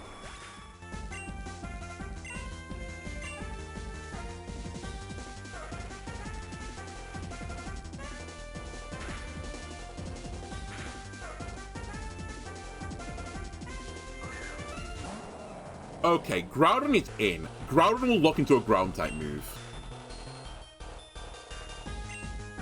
I am going to swap in Cool Hair. I kind of hate to do this in front of Hydreigon, but I think I have to go into Sorry, in front of Gastron, but I think I'm going to go into Hydreigon to not eat the other ground type slot. I'd like to go into Incineroar, but it's just so much damage. I nearly put a... Is it called Suckerberry? The one that reduces ground type damage? I nearly put that on Incineroar for this very scenario. Wow, they protect it. That's actually pretty good. Actually, it doesn't matter. Now that I think about it, it was irrelevant. The problem I've got now is Gastron is going to launch Ice moves into Hydreigon. And there's not a lot I can do about it.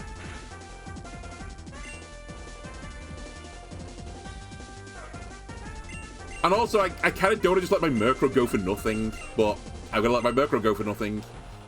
I'm going to Dark Pulse Gastron and just hope that it's... Wow, that's insane that they swapped. I'm going to try and flinch it. If I get a flinch, maybe we can get out of this. I think it's 20% chance to flinch with Dark Pulse. Such a bulky Mon.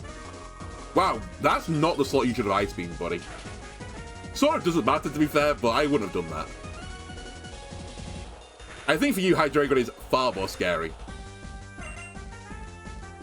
Alright, now I have to go around the houses because I need to get Hooper back in safely.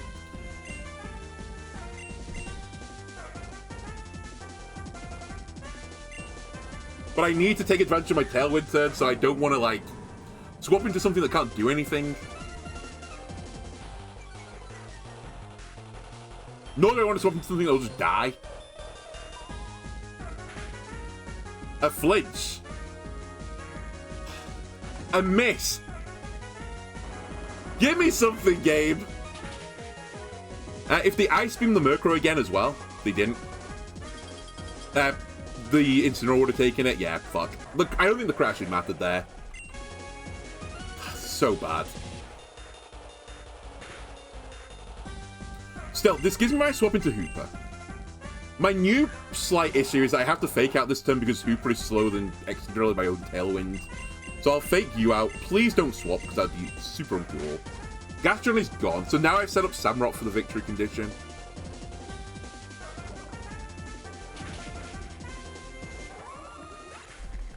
And I forgot to say, yeah, Incineroar... No, Incineroar isn't. Okay, these are my Pokemon are faster than Excadrill and Tailwind. My own Tailwind, this is.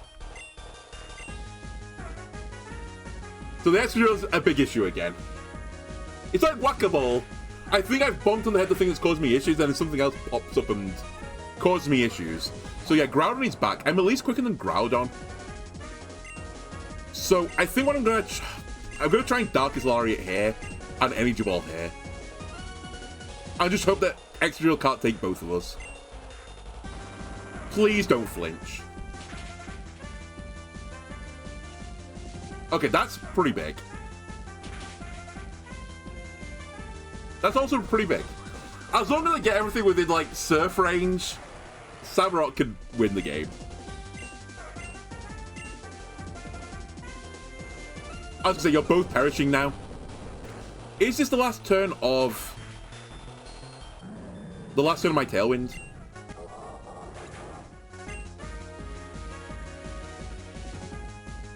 Yes. Alright, well, cool, you're coming back. Are you gonna die to a self-surf? You are.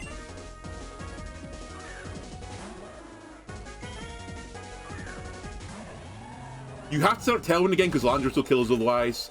And I still have an issue that Landorus has still got its sash intact.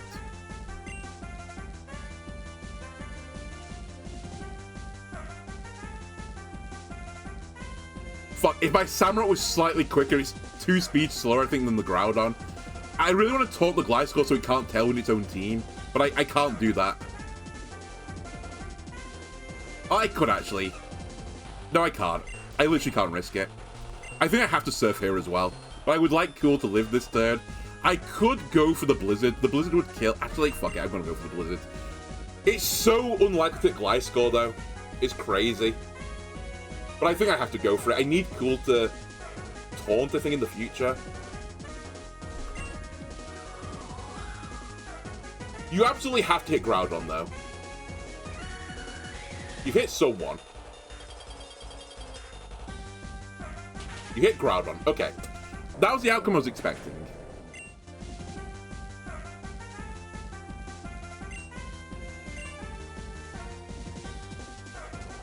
It didn't... Oh, fuck, it's going to kill this thing, though. I was going to say it didn't just set up Tailwind. It's actually given me a chance. It's somewhat true it has given me a chance, I think, but... I'm stuck in the same situation where I really don't want to surf right now because I don't want to kill my own ally Pokemon. I have to spread this damage. I think I have to go for a kill. I need to Ice Fang you. You might protect. If they double... actually, a double protect could be annoying. They could protect through my... They can just protect through my what's-his-name turns, Tailwind turns. I think I have to go for the Blizzard and hope Blizzard connects Landorus. Okay, they both attack, which is scary because... I didn't get the crit. I missed Landorus. I missed both. Samurott, you find unique ways every time of cooking me. To be fair, I was never killing the Landorus in one because it's got a sash, but...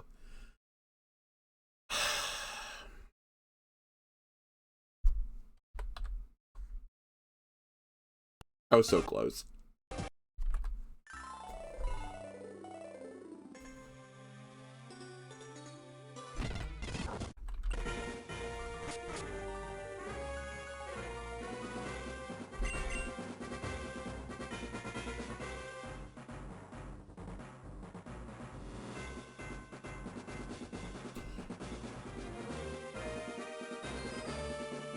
Okay, I'm gonna try a different lead. Wait, is actually any better? I was gonna say I'll use Murkrow and try and get up Tailwind, but the problem is Excadrill is still quicker. No, it's not. Wait. No, it's not. Okay, hold on a minute. Change of plans. Let's lead Murkrow, and I'll try and set up Tailwind, because it can't stop me Tailwinding. It might swap to... In fact, I suspect it'll swap to Gastrodon still. But I Blizzard. And if it does Wide Guard, I still get up Tailwind. I lose my means of killing the Gastrodon, though, instantaneously. Actually, the real greedy plays, I just... No, wait, I can't do that. Right, I can't use Aqua Jet until Gastrodon dies, otherwise it'll redirect it. Okay, we Blizzard. We Tailwind. Excadrill's gone. This is definitely Gastrodon coming back in. Is it Wide Guard?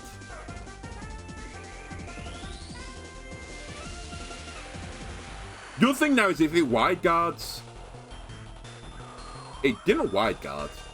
I was going to say, if it Wide Guards, I can taunt it. Okay, taunted my Murkrow, which is actually okay. You actual fuck! I fucking hate you, Samurott. You are the least clutch Pokemon of the entire playthrough.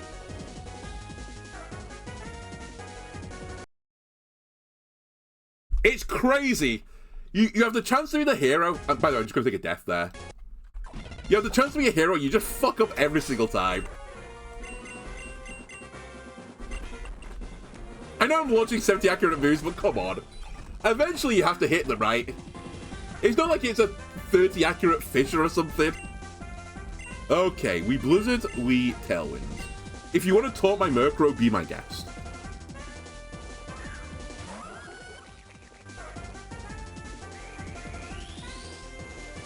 Just hit the Aerodactyl.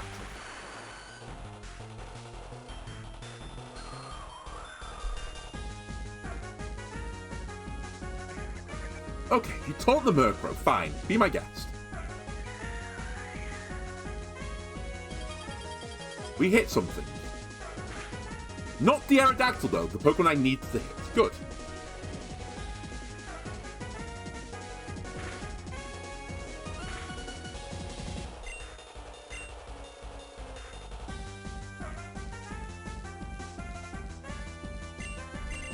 I hate to do this because I'm going to take a sand damage turn. Fuck, I went to the wrong Pokemon. Okay, just reset. I'm actually tilted. It's also closing on bedtime fair, and I've literally only got through one of the Elite Four. It's been the worst episode of all time.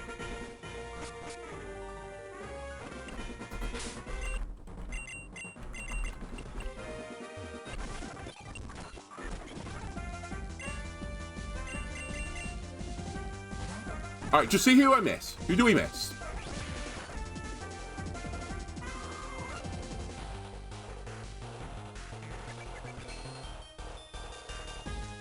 I've hit something.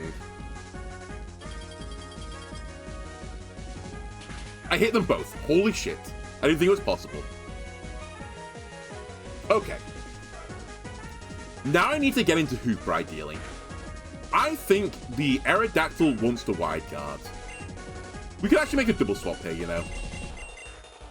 Let's get into you. And I'm just gonna go straight into Hooper. I've been trying not to swap direct to the Hooper because it's just so frail physically, but I literally don't think the Aerodactyl will attack me.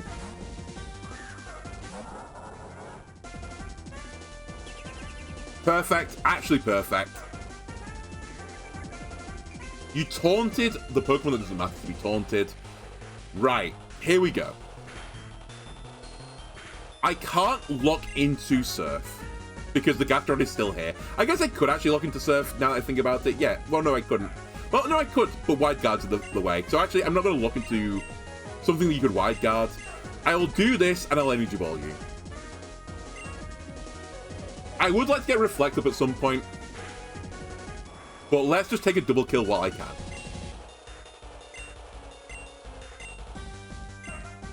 And it stops my Hydreigon getting hit by a massive Ice-type move.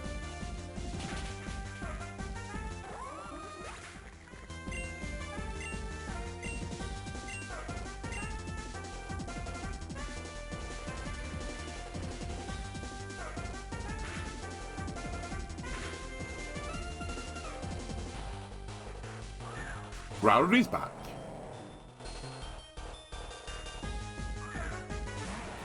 Excadrill is back. Okay. So, Excadrill is faster than Hooper Unbound in Tailwind. I am going to try and Dark Pulse the Excadrill. It breaks the Sash, it could flinch. I doubt Groudon is going to Precipice Blade me because one of my Pokemon is immune to Ground-type damage. That being said, I think I'll still get a lot of value from the Reflect versus Energy Ball in the Groudon directly. And we're faster than the Groudon in Tailwind. Please don't flinch me. I was going to say we can't get flinched by the Groudon, but I could get flinched by the Excadrill. Okay, that's really big. Because it means my speed control no longer is as important, and even that miss on the Rock Slide, it matters.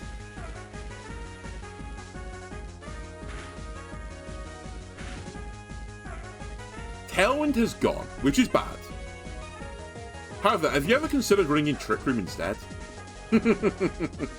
Sadly, this Pokemon can't protect. I will try and kill off the Excadrill. Actually, this is super scary. This is super sketch. I might want to protect both my Pokemon and just go straight into Incineroar. It's almost certainly a Rock Slide that's incoming.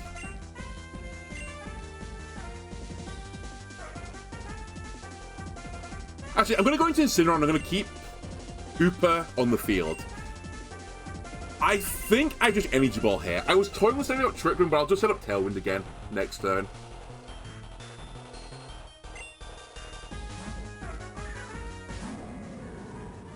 And Wide Guard and the Storm Drain is gone. So I can launch into the Surfs now. I'm hoping Hooper takes this. It missed Hooper. I'm also hoping it takes this now. It does. Please don't flinch. That's actually massive. We've had like 2 additional hits of Hooper that I don't think we would have got otherwise from misses to Rock Slides.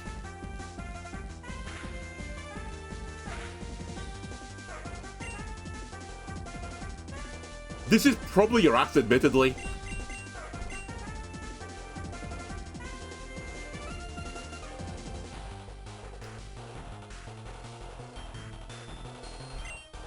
Maybe I don't fake out here. Maybe there's no point. I was gonna just instantly launch into it, but what's the point? Like, how does it move the needle? I'm gonna... This is so dumb.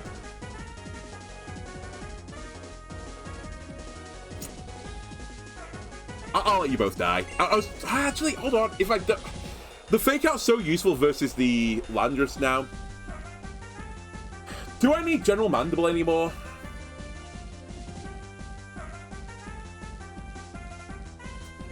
My thought is it's double Rock Slide that's incoming. General Mandible will take it reasonably well in Reflect.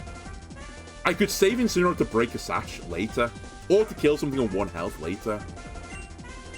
Otherwise, it's dying this turn. I can't protect Gun Devil unless it, like, double Rock Slide misses.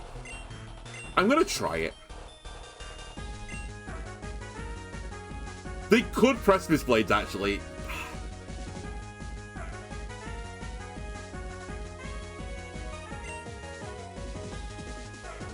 If Smaug had like a tiny bit more health, I'd just go into Smaug again. I actually can't risk it. I think I just have to go with it. I'll fake out here.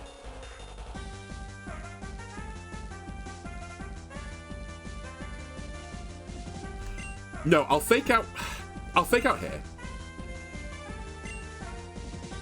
And this won't matter.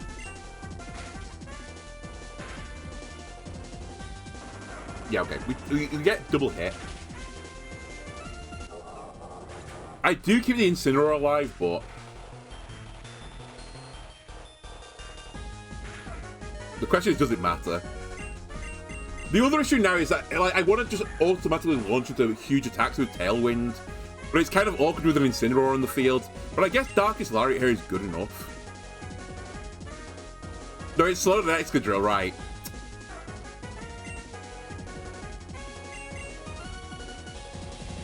If you want to kill the Incineroar, I guess, be my guess. We might get lucky with a miss on a Rock Slide. We didn't. But I get my Pokemon in that I want in Tailwind now.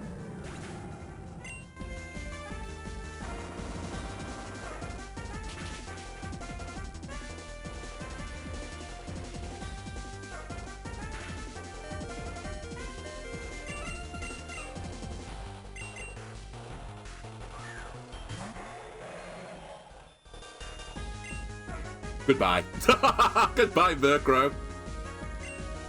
I might as well... Actually, it doesn't even matter. I was going to say, I might as well taunt something, but just who cares? You either have like any moves that aren't attacks. Your Choice Band and your Sash, so it literally doesn't matter. I'll just... You know, in case something weird happens, I'll just Brave Bird you. It doesn't matter. You're dead.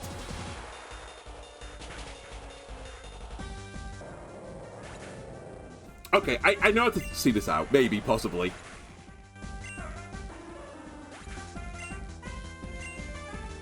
The last two Pokemon are Landorus and Gliscor. The Gliscor control me. There's nothing you can do about it. Reflect is gone, which is not great. We go into Pennywise. Pennywise is going to protect on turn 1 so I don't take damage from the Surf. Which is one of the reasons why you're running Protected, so that you don't take damage from the Surf.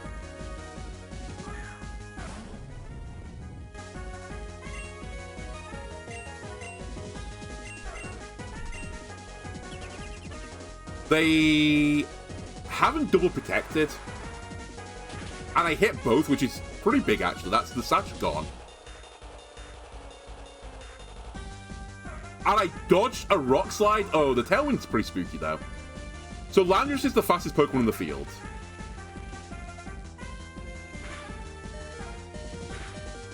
I think we launch into Double Surf. I'm pretty certain Smaug is dying.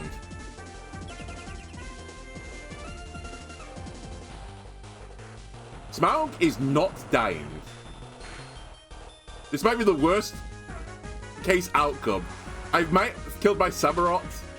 I didn't. Oh no, I've killed my Samurott and I've lost my Smaug. It's Gliscor versus... What's his name again?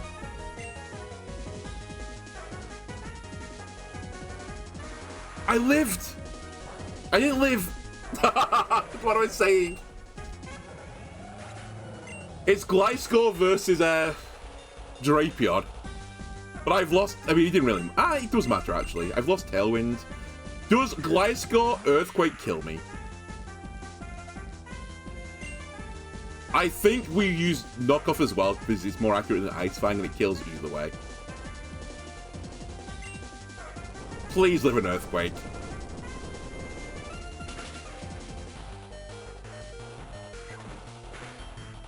Yes! He's gone! He's gone! I've beaten him! The strongest trainer again! Moleman! Holy moly! Why couldn't you do that, Samurott? Just live on 1 health like fucking Drapion just did. That's how legends are born.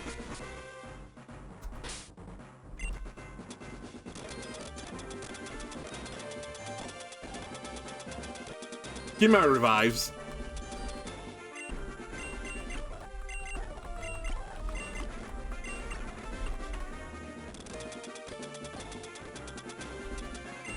High potion me. High potion me. High potion me again. Alright. Do I have time for the third one? I mean, I'm already like 7 minutes past bedtime. Maybe I'll try and sneak it in though. Nah, I guess I'll split the episode. It's gone quite long now, sadly. Part of it was through me just yapping on at the beginning, but... alright, we're not strictly speaking halfway through because it's 2 members of the Elite Four left and 1 champion, but I am somewhat halfway through. Yeah, the ground guide took way longer than I thought, so apologies for that, but... Yeah, I just don't know. I didn't expect the Aerodactyl to just be so supportive. That's not what I did in testing, but hey-ho. Next up, we have the Ghost and the Fairy type betrayers, so hopefully they're not as bad as the second guy was.